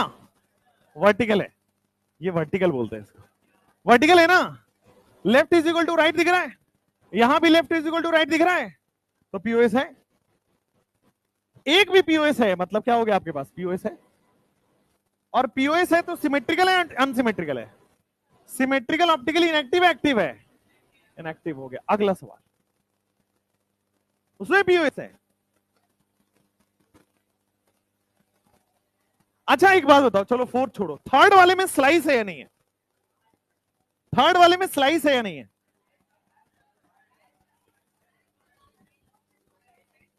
अरे गधों, ऑक्सीजन sp3 नहीं चमक रहा है, ऑक्सीजन sp3 नहीं चमक रहा है, ऑक्सीजन sp3 नहीं चमका, ये sp3 नहीं चमका, ये सारे sp3 तो हैं। और sp3 में स्लाइस कैसे सोच पा रहे हो भाई? sp3 में स्लाइस कैसे सोच पा रहे हो? तो इसमें स्लाइस नहीं है, इसमें नॉर्मल पीओएस है, वर्टिकल वाला। अच्छा वो भी नहीं है। एक काम करते हैं, वर्टिकल देखते हैं इसमें। सबसे पहले बोर्ड पे देखो, क्या ये पीओएस है या नहीं है? नहीं है, रीजन इधर ऑक्सीजन है, इधर कार्बन हो गया, नहीं हो गया पीओएस। हॉरिजॉन्टल करके देखते हैं एक बार, क्या है या नहीं है?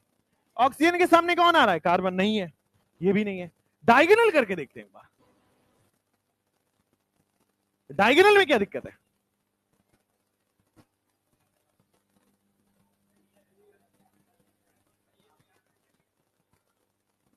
डायगोनल है या नहीं है? ये वाला, चलो ये वाला सोच के देखो, देखो कैसे कटेगा। ये कार्बन कटेगा और इसके बीचों बीच वो प्लेन पास होता है, डायगोनल ये होता है। होगा नहीं होगा? होगा नहीं होगा? नहीं होगा, रीजन जैसा इधर होना चाहिए वैसा ही इधर होना चाहिए। इधर क्या है? कार्बन, इधर क्या है? ऑक्सीजन, नहीं है, डायगोनल नहीं होगा। अच्छा, राइट डायगोनल होगा या नहीं होगा? दूसरा वाला डायगोनल नहीं होगा, नहीं होगा, ऑब्वियसली नहीं होगा। स्लाइस बन सकता है कि नहीं बन सकता? sp3 आ गया तो इसमें स्लाइस नहीं बनेगा, तो इसमें पीओएस नहीं बनेगा। पीओएस नहीं बनेगा तो क्या बन गया? अनसिमेट्रिकल। और ऑप्टिकली एक्टिव है इनएक्टिव है? नहीं बनेगा। अगर आप ये वाला डायगोनल लेते हो, सोचना ध्यान से, डायगोनल का मतलब बीचों बीच पास कर दो। क्या ऑक्सीजन के सामने कौन आ रहा है? कार्बन। ऑक्सीजन के सामने कौन आ रहा है? कार्बन। हाँ, कार्बन भी देख सकते हैं। कोई भी एक भी sp3 आ गया तो स्लाइस तो नहीं काम करेगा। स्लाइस हमेशा सारे sp2 वाले में आएंगे। sp2 के साथ साथ अगर एटम आ रहा हो तो, क्योंकि एटम तो एक स्फेयर है, एटम को काट सकते हो, लेकिन अगर कोई और आ गया, जैसे ऑक्सीजन आ गया, आप देखो ऑक्सीजन क्या हो गया? sp3 आ गया, इसका लोन पेयर वेज पे होगा, इसका लोन पेयर डैश पे होगा, sp3 आते ही काम खराब हो गया। इस वाले में आओ, है या नहीं है? चारों कर लो, चारों कर लो।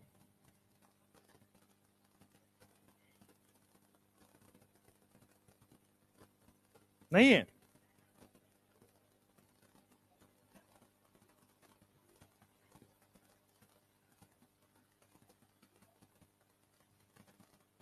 है या नहीं है? नहीं है। इस वाले में देखो, क्या मैं हॉरिजॉन्टल पीओएस कर सकता हूं? हॉरिजॉन्टल पीओएस है तो हो जाएगा, एक भी पीओएस आपको दिखना चाहिए। अगर पीओएस है तो सिमेट्रिकल अनसिमेट्रिकल, ऑप्टिकली एक्टिव या इनएक्टिव? इनएक्टिव। अगले वाले सवाल में जाओ, है ना? क्या इसमें स्लाइस है या नहीं है? सारे sp2 हैं भाई, बेंजीन है ना, सारे sp2 हैं, सारे sp2 तो क्या हो गया? प्लेनर। प्लेनर हो गया तो स्लाइस। स्लाइस को ऐसे, बेंजीन कैसा होता है? थर्मोकोल का बेंजीन समझ लो, थर्मोकोल का बेंजीन होता है ना, वैसे ही बेंजीन दिखता है, इतना मोटा सा, जब उसको टेलीस्कोप से देखोगे तो ऐसे थर्मोकोल का बेंजीन जैसा दिखता है, ऐसे मोटा सा, तो उसको बीचों बीच काटा जा सकता है। तो इसमें पीओएस दिख गया, और पीओएस दिख गया तो सिमेट्री हो गया और ऑप्टिकली इनएक्टिव हो गया, सिमेट्री हो गया और ऑप्टिकली इनएक्टिव। ऊपर वाले थर्ड सेकंड लास्ट क्वेश्चन में आ जाओ, कहां से है पीओएस? लेकिन ये वाला तो है, ये वाला तो है। देखो इसके इधर CH3, इधर CH3, इधर कार्बन, इधर कार्बन, इधर हाइड्रोजन, इधर हाइड्रोजन, पीओएस है ना। तो अगर पीओएस है तो क्या हो गया, अनसिमेट्री या सिमेट्री? सिमेट्री। ऑप्टिकली इनएक्टिव या एक्टिव? इनएक्टिव। अगला सवाल, ये भी है, सिंपल दिख रहा, ClCl को काट दो, सिंपल दिख रहा, ClCl को काट दो। और पीओएस क्या है, और पीओएस है तो सिमेट्री है, सिमेट्री है तो इनएक्टिव है। लिख भी लिया, सवाल भी आ गया आपको।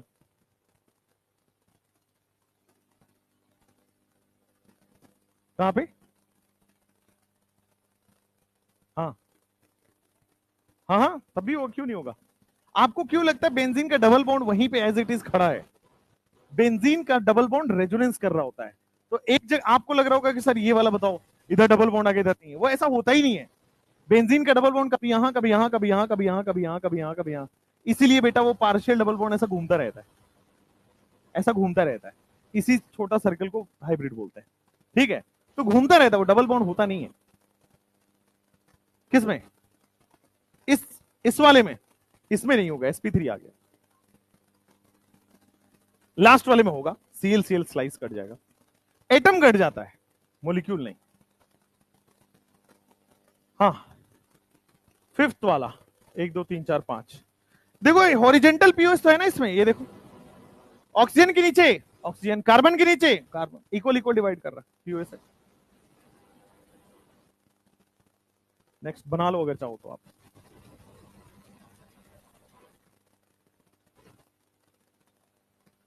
हो गया, चलो। अब अगर आप और कुछ क्वेश्चंस करो,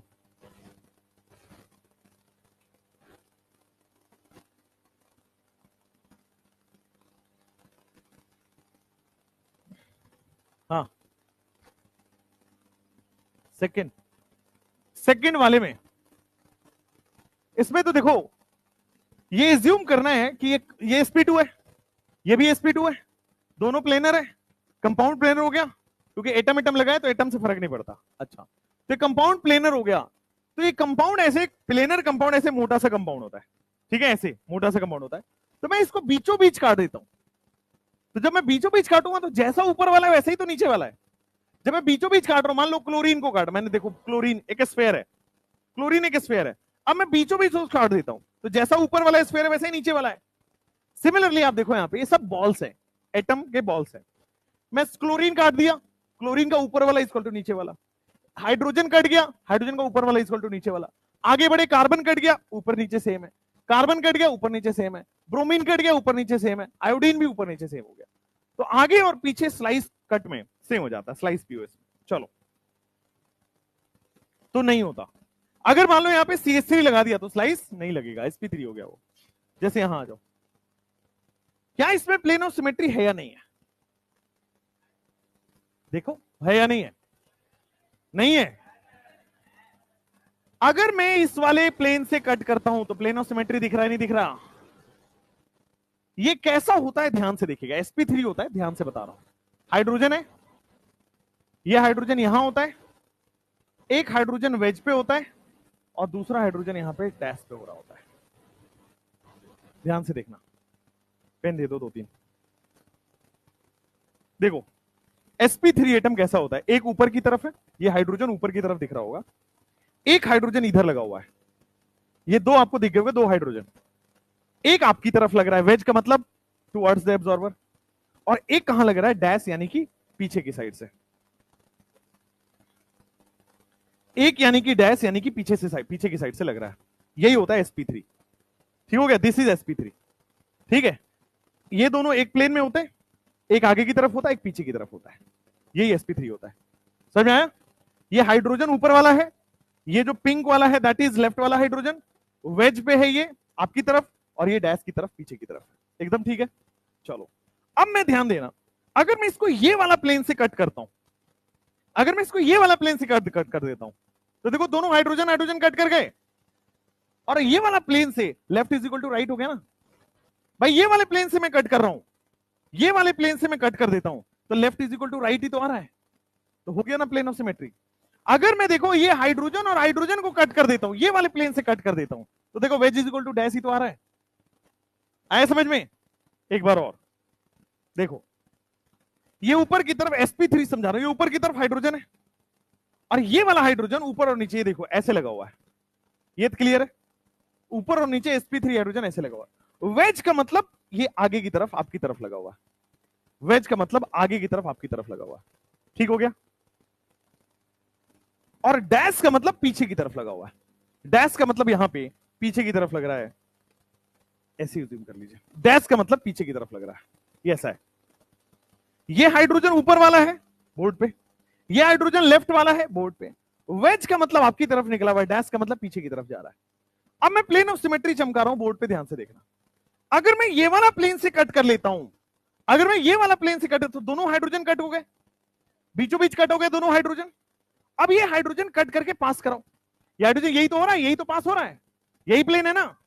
अच्छा तो देखो left is equal to right ही तो हो गया, इस प्लेन के आगे और पीछे सेम ही तो है, वेज पे हाइड्रोजन है, डैश पे क्या है हाइड्रोजन, सेम ही तो हो गया। तो अगर मैं इसको इस प्लेन को लेता हूं तो wedge is equal to dash आ जाएगा, क्या हो जाएगा प्लेन ऑफ सिमेट्री। तो sp3 में आपको प्लेन ऑफ सिमेट्री चमक गया होगा। तो sp3 में प्लेन ऑफ सिमेट्री होता है, आप समझे कैसे कि ये दो प्लेन में होते हैं और एक प्लेन से अंदर एक प्लेन से बाहर होता है, तो प्लेन वाले को कट कर दो, अंदर इज इक्वल टू बाहर हो जाएगा प्लेन ऑफ सिमेट्री। कैसे होता है वो समझाया ना, नॉन प्लेनर में स्लाइस नहीं होता, पीओएस नहीं होता नहीं बोला, नॉन प्लेनर में स्लाइस नहीं होगा, है ना। हाँ पहले एक बार इसको चारों को करते हैं फिर और क्लैरिटी आएगी। अब देखो जरा ध्यान से, मैंने ये Cl लिया और मैंने ये H लिया, और ये दोनों का मतलब एक क्या होगा, एक वेज पे होगा और ये वाला डैश पे होगा। अब ध्यान से देखो, मैं एक ऐसा प्लेन लेता हूं जो Cl और H को इक्वल इक्वल काट दे, एक ऐसा प्लेन लेता हूं जो Cl और H को इक्वल इक्वल काट दे। देखो ये Cl ऊपर की तरफ है, ये H इधर है, Cl और H समझ में आ गया, 120 के लगभग बना हुआ है। अच्छा ये जो H है वेज वाला H, ये आपकी तरफ बना दिया, वेज वाला H आपकी तरफ बना दिया, और जो डैश वाला H है ये पीछे की तरफ आ गया, डैश वाला H पीछे की तरफ आ गया। ये वेज वाला H और डैश वाला H ऐसे समझ में आ रहा है। एक ऊपर है Cl, ये वाला हाइड्रोजन है, एक वेज वाला हाइड्रोजन, डैश वाला H। अब मैं एक ऐसा प्लेन लेता हूं जिसको इक्वल इक्वल काट दे, देखो ये वाला प्लेन ले लो, तो क्या Cl इक्वल इक्वल पार्ट में कट गया है, H भी इक्वल इक्वल पार्ट में कट गया है। देखो wedge is equal to dash होना चाहिए बस, wedge is equal to dash क्या है, क्या H और H, वेज पे भी डैश है H पे भी डैश है, तो क्या प्लेन ऑफ सिमेट्री आ गया, तो उसमें भी प्लेन ऑफ सिमेट्री आ गया है। तो देखो यहां भी आपके पास प्लेन ऑफ सिमेट्री होगा, यहां भी आपके पास प्लेन ऑफ सिमेट्री होगा, उस वाले केस में प्लेन ऑफ सिमेट्री होगा नहीं होगा, नहीं होगा, होगा नहीं होगा, ऑब्वियसली होगा। आप इस कंपाउंड को ऐसे भी, भाई सारे एंगल सेम होते हैं 109, तो आप इसको यहां Cl ले लो, यहां Cl ले लो, यहां H ले लो और इसको H ले लो, ऐसे एज्यूम कर लो, तो क्या प्लेन ऑफ सिमेट्री है या नहीं है, है ना। अब Cl और Cl कट जाएगा, Cl और Cl वाले प्लेन से काटोगे तो क्या H और H के बीचों बीच पास हो रहा होगा, Cl और Cl वाले प्लेन को काटोगे तो H और H आगे पीछे आ जाएंगे, तो क्या हो जाएगा प्लेन ऑफ सिमेट्री इसमें भी है। हाँ एक सेकेंड, अरेंजमेंट बदल सकते हैं भाई, सारे 109 पे, आपकी मर्जी, आप कहीं पे रखो, कोई भी रख सकते हो आप, Cl रख लो। मान लो वेज डैश पे ये रखने का मन नहीं है, वेज डैश पे आप यहां पे H कट जाएगा, वेज पे कौन आ गया Cl और डैश पे कौन आ गया Cl, एक पे हाइड्रोजन एक पे Cl रखोगे तो प्लेन ऑफ सिमेट्री नहीं आएगा। हमें क्या खोजना है, कोई ऐसा प्लेन जहां से इक्वल इक्वल काटा जा सके। आ रहा हूं रुक जाओ, इसमें होगा नहीं होगा, होगा होगा। देखो डिफरेंट जो है ना उसको इक्वल इक्वल काट दो, डिफरेंट वाले को काट दो, और जो वेज पे कौन आ गया हाइड्रोजन, और उधर डैश पे कौन आ जाएगा हाइड्रोजन। अब ध्यान से देखना बोर्ड पे, सारा कंफ्यूजन दूर। अगर दो सेम होंगे या दो से ज्यादा सेम होंगे तो हमेशा पीओएस आएगा। ध्यान से देखो, क्या दो या दो से ज्यादा सेम है, पीओएस आएगा। दो या दो से ज्यादा सेम है, पीओएस आएगा। दो या दो से ज्यादा सेम है, पीओएस आएगा। दो या दो से ज्यादा सेम है, पीओएस आएगा। यहां पे आ जाओ, क्या दो या दो से ज्यादा सेम है, पीओएस कभी से कभी नहीं आएगा। तो sp3 में अगर चारों डिफरेंट है तभी पीओएस नहीं आता है, बाकी हर केस में पीओएस आता है। sp3 में अगर चारों डिफरेंट है, अब देखो एक वेज और एक डैश पे हमेशा ही डिफरेंट आएगा, एक वेज और एक डैश पे हमेशा ही डिफरेंट आएगा, तो हमेशा ही प्लेन ऑफ सिमेट्री नहीं आ पाएगा इसमें। तो अगर दो या दो सेम है, अगर दो या दो एटम या ग्रुप जो अटैच हैं वो सेम है, तो क्या हो जाएगा, प्लेन ऑफ सिमेट्री होगा। और अगर दो या दो सेम नहीं है तो क्या हो जाएगा, प्लेन ऑफ सिमेट्री नहीं आएगा। सिंपल। जैसे इस वाले केस में देखो, क्या प्लेन ऑफ सिमेट्री है, अगर मैं इसको बीचे बीच काट करता हूं तो left is equal to right है, लेफ्ट पे वेज राइट पे वेज सेम सेम है। चलो उस वाले में क्या है प्लेन ऑफ सिमेट्री, उस वाले में प्लेन ऑफ सिमेट्री है नहीं है, रीजन बताओ। देखो इस प्लेन में अगर आप बात करते हो, आपकी तरफ सीएल है और वो पीछे की तरफ सीएल है, सीएल ही, बट क्या सेम सेम है, क्या एग्जैक्टली सेम होना चाहिए। अगर दोनों ही सेम साइड हो तो होता, दोनों ही अपोजिट साइड हो तो होता। अगर मान लो मैं इसमें पीओएस नहीं, अगर मान लो मैं इसमें पीओएस है, मान लो मैं ऐसे कर देता, यहां पे मान लो सीएल और यहां पे मान लो सीएल, तब भी प्लेन ऑफ सिमेट्री है। रीजन कि अगर मैं ये वाला कटूंगा तो देखो exactly left is equal to right है, क्या लेफ्ट पे भी पीछे की तरफ सीएल है, राइट में भी पीछे की तरफ सीएल है, तो अगर दोनों साइड पीओएस आ रहा है, दोनों साइड सेम आ रहा है, तो क्या हो जाएगा, पीओएस आ जाएगा। लिख लो फटाफट से इसको। हाँ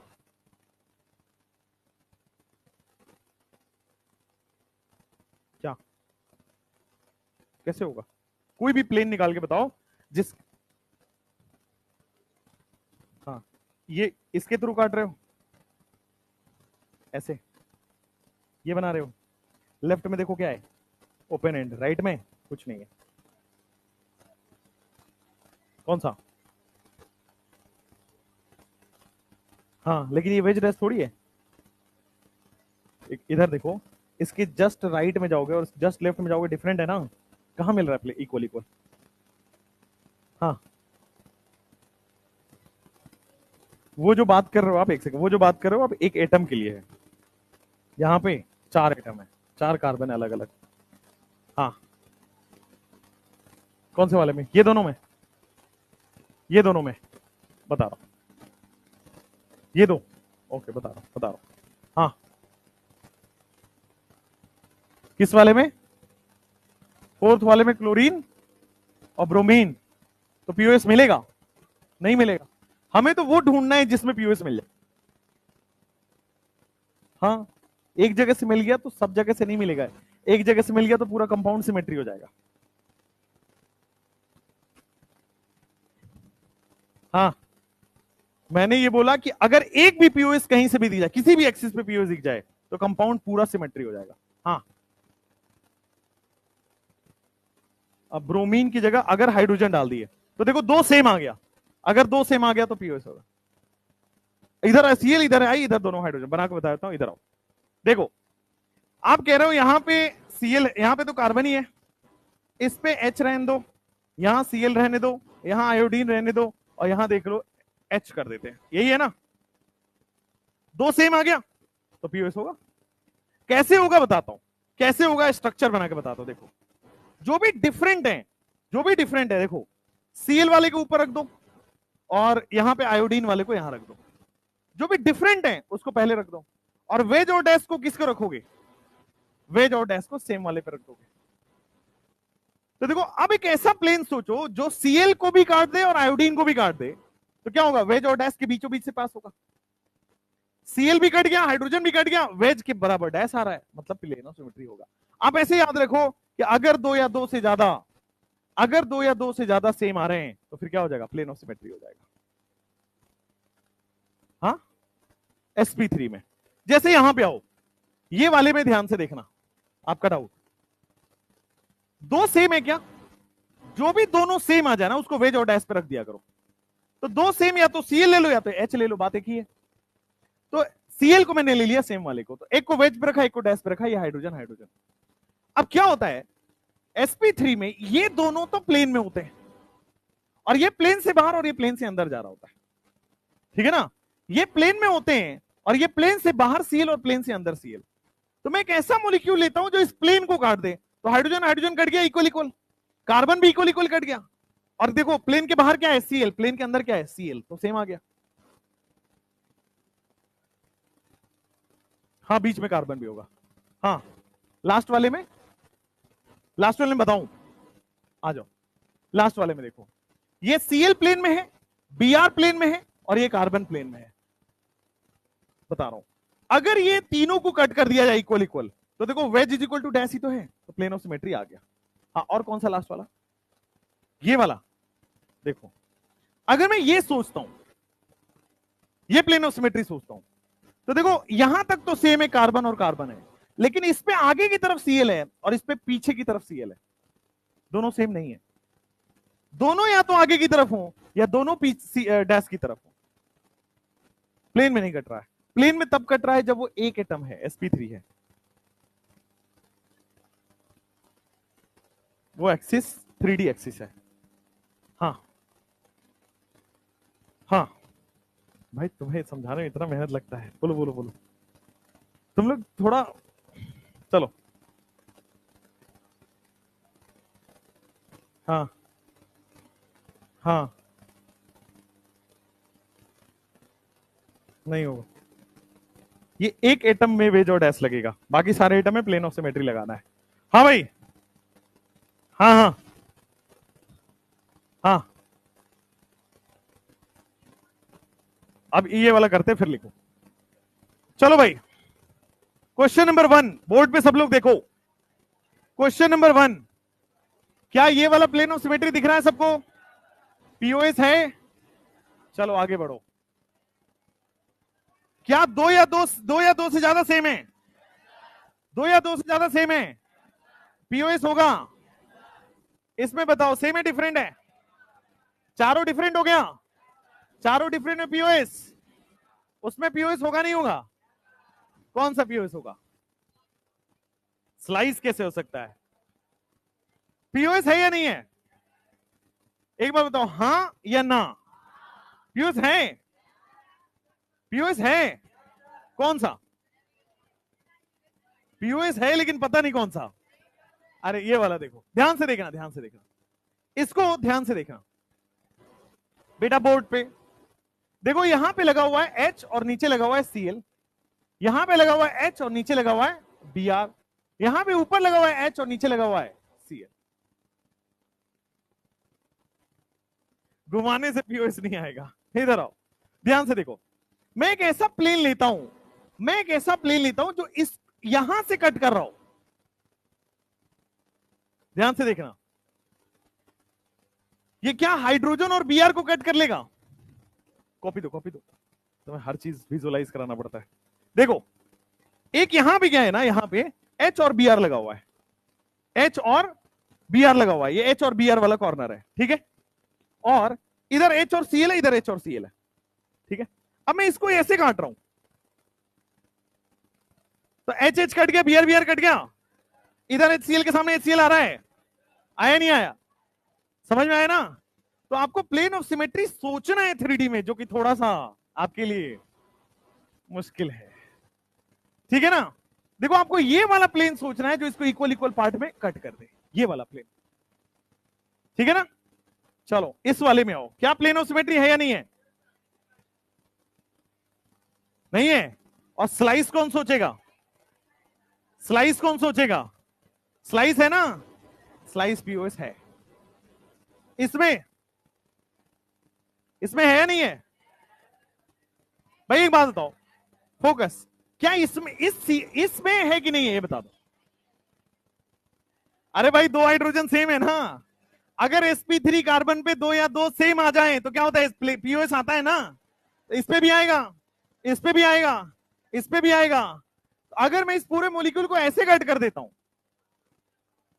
आ रहा है ना, इसमें भी है, इसमें तो इसमें भी है, और लेफ्ट और राइट सेम है, तो पीओएस आ रहा है नहीं आ रहा? इसमें, इसमें आंख बंद करके बोल सकते हो स्लाइस है, स्लाइस पीओएस है। और भी है, हॉरिजॉन्टल भी है, वर्टिकल भी है, सब है, बट स्लाइस तो दिख ही रहा है ना, सारे sp2 हैं, सारे sp2 स्लाइस तो होना तय है। उस वाले में आओ, उसमें है नहीं है? हॉरिजॉन्टल है क्या, वर्टिकल है, हॉरिजॉन्टल है? हॉरिजॉन्टल पीओएस हो गया, क्या ये वाला पीओएस हो गया? अब थोड़ा थोड़ा चमक रहा है कि नहीं पीओएस के बारे में? जैसे ये देखो, बोर्ड पे, बोर्ड पे क्या ये पीओएस दिख रहा है? ये वाले में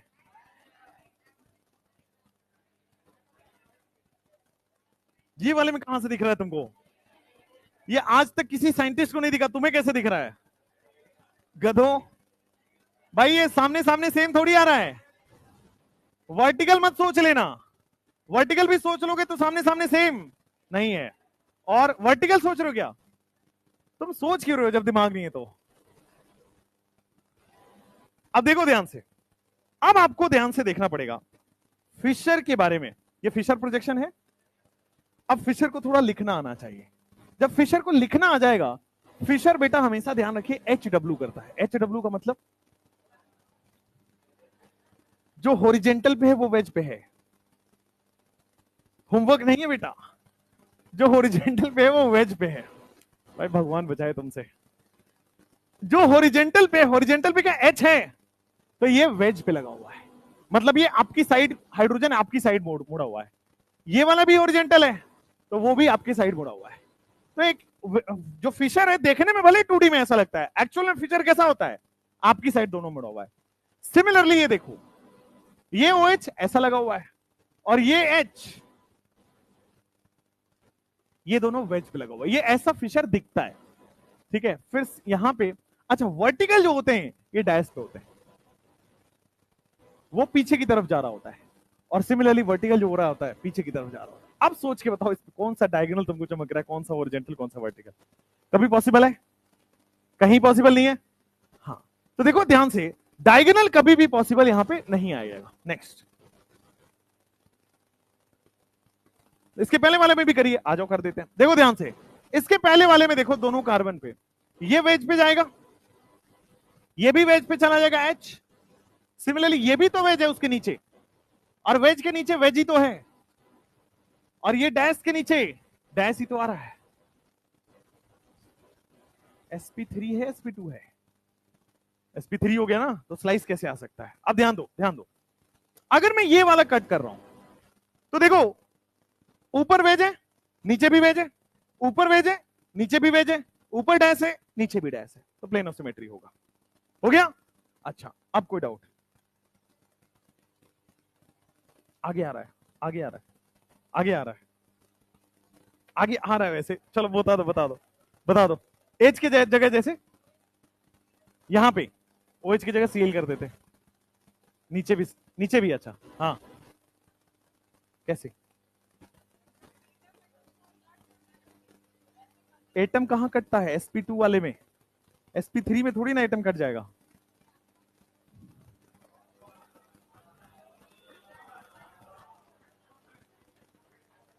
आप सोच पा रहे हो, अच्छी बात है। ध्यान से देखना, ध्यान से देखना, ध्यान से देखना। अगर मैं OH को हटा के Cl लगा देता हूं, आगे जब पढ़ाऊंगा, आगे जब COS पढ़ाऊंगा तब आपको ये क्लियर होगा। इसमें सेंटर ऑफ सिमेट्री होता है, जितना ऊपर जा रहे हैं उतना ही नीचे जाने पर अगर सेम एटम या मॉलिक्यूल मिल जाए तो सेंटर ऑफ सिमेट्री बोलते हैं।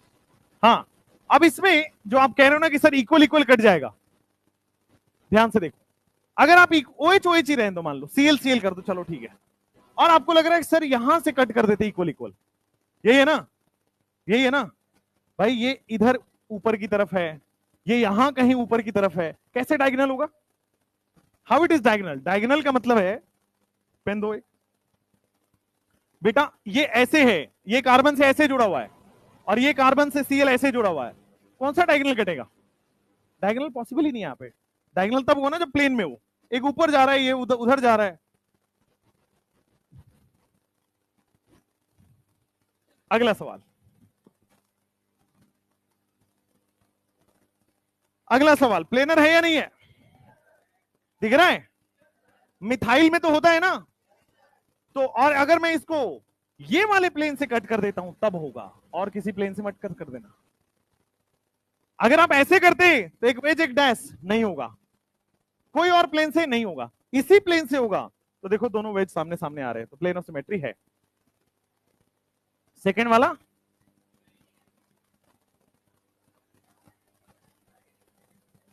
बेटा क्लास में रहना है।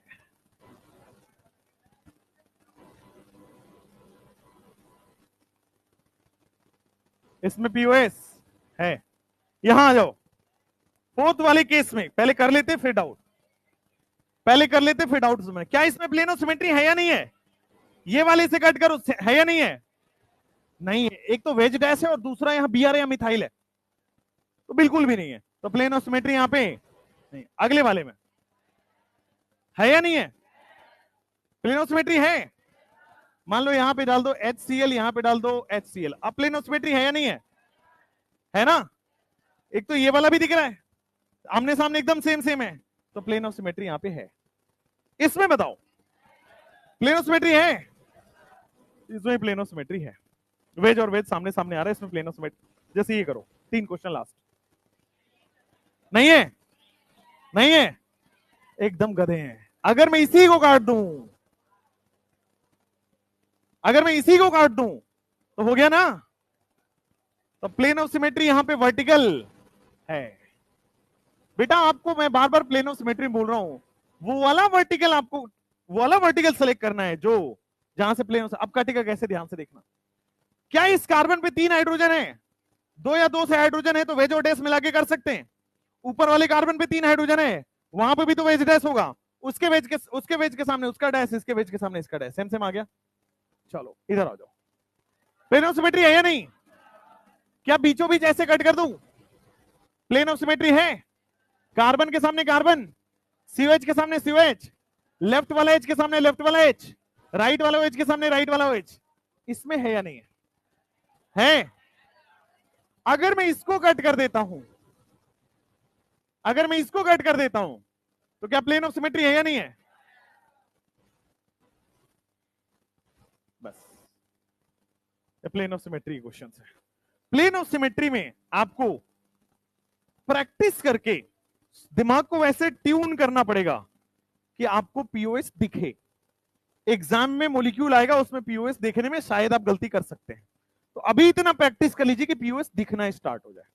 ठीक है? अब देखो पीओएस आपको दिखने के लिए कुछ इस तरह से पूरा सोचना पड़ेगा। डिफरेंट डिफरेंट हर तरह के मॉलिक्यूल जितने हो सकते हैं सारे ले लिए। ठीक है? रिपीटेड सवाल करने का कोई मतलब नहीं होता है। ठीक है? रिपीटेड सवाल करके फील गुड नहीं करना है। थोड़ा क्लास में डिफिकल्ट लगे लेकिन हर वेराइटी कवर होना चाहिए। चलो, हाँ कहां तक आपने लिखा है? यहां तक। यहां से लिखना है।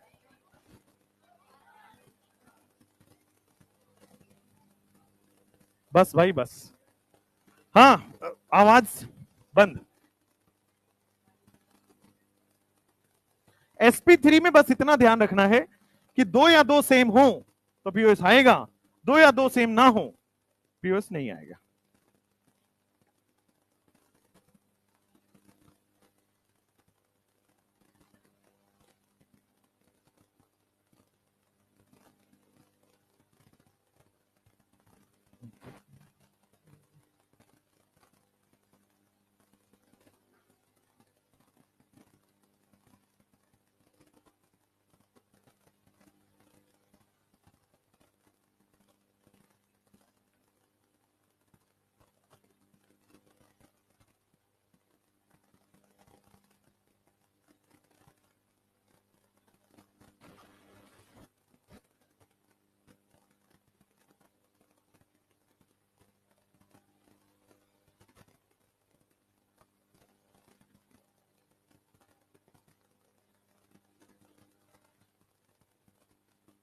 फिशर को HW से कन्वर्ट करना आना चाहिए।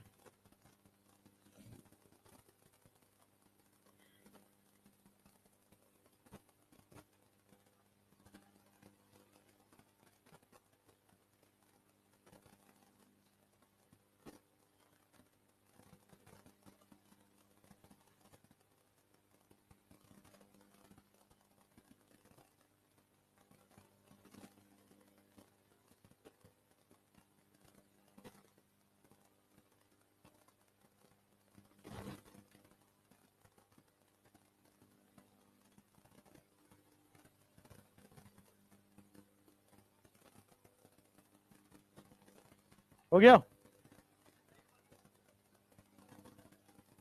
लिखो लिखो। हाँ कौन सा? लास्ट वाला, फोर्थ वाला ना? अभी तो बताया था कॉपी से। कॉपी दो दोबारा, देखो तिकोना कॉपी है किसी के पास? तभी तो समझा पाएंगे, देखो ध्यान से।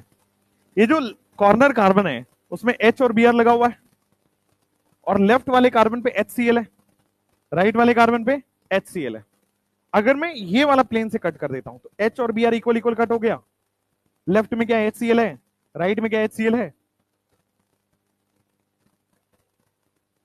बेटा दिमाग की बत्ती जला के रखिए बेटा, मेंटोस खा के आया करिए क्लास में, समझे? सुबह सुबह तो तुम सोते रहते हो आधे लोग। कितने बजे जगते हो? 5 बजे?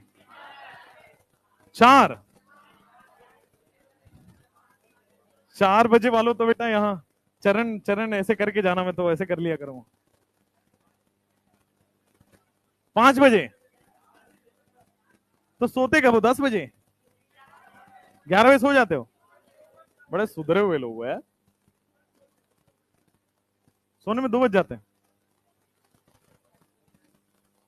मुझे तो पता नहीं, कॉलेज तक तो मैं सोता था बड़ा अच्छे से, मतलब 10-11 बजे सो गया, फिर सुबह 6 बजे जग गया, मुझे घर में जो रूटीन रहता है।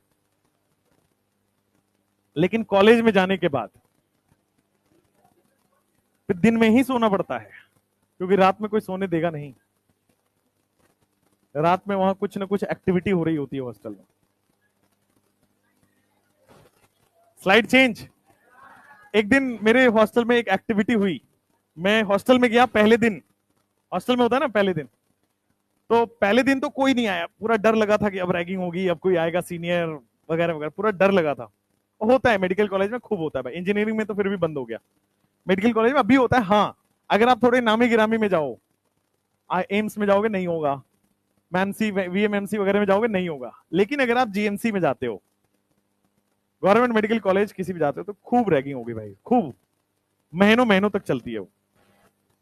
किस तरह की, अब वो मैं एक्सप्लेन नहीं कर पाऊंगा, ठीक है। एक एक हिंट दे देता हूं, अगर आप मेल हो तो आपको फीमेल का वस्त्र धारण करना है, और अगर आप फीमेल हो तो फिर मेल का वस्त्र धारण तो आप करते ही हो वैसे तो। फिर फीमेल वगैरह का होता है कि आपको फीमेल जैसे क्या होता है ना, जनरली हमारे यहाँ होती है एक प्री एजम्पशन कि लड़कियां गाली वाली नहीं देती है ना, तो आपको बोला जाता है 5 मिनट है, रुकना नहीं है, स्टार्ट हो जाओ, और रुके तो किधर से थप्पड़ आ रहा है, किधर से क्या आ रहा है पता नहीं, ध्यान रखिए। नहीं होता है ऐसा, तुम्हें लगता है, जाओ फिर भोगोगे खुद ही।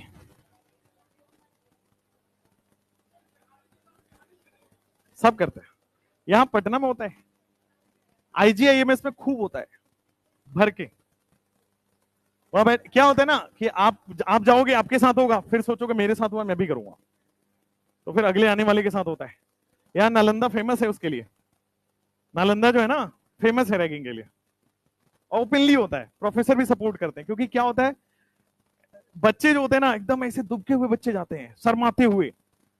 अब सोचो शर्माता हुआ डॉक्टर, पेशेंट आए शर्मा जाए, अरे अच्छा नहीं लगेगा ना, ऐसा खुल के बात करना चाहिए, है ना। तो उसको खोलने के लिए जरूरी है, वर्ल्ड का एक्सपोजर जरूरी है बेटा।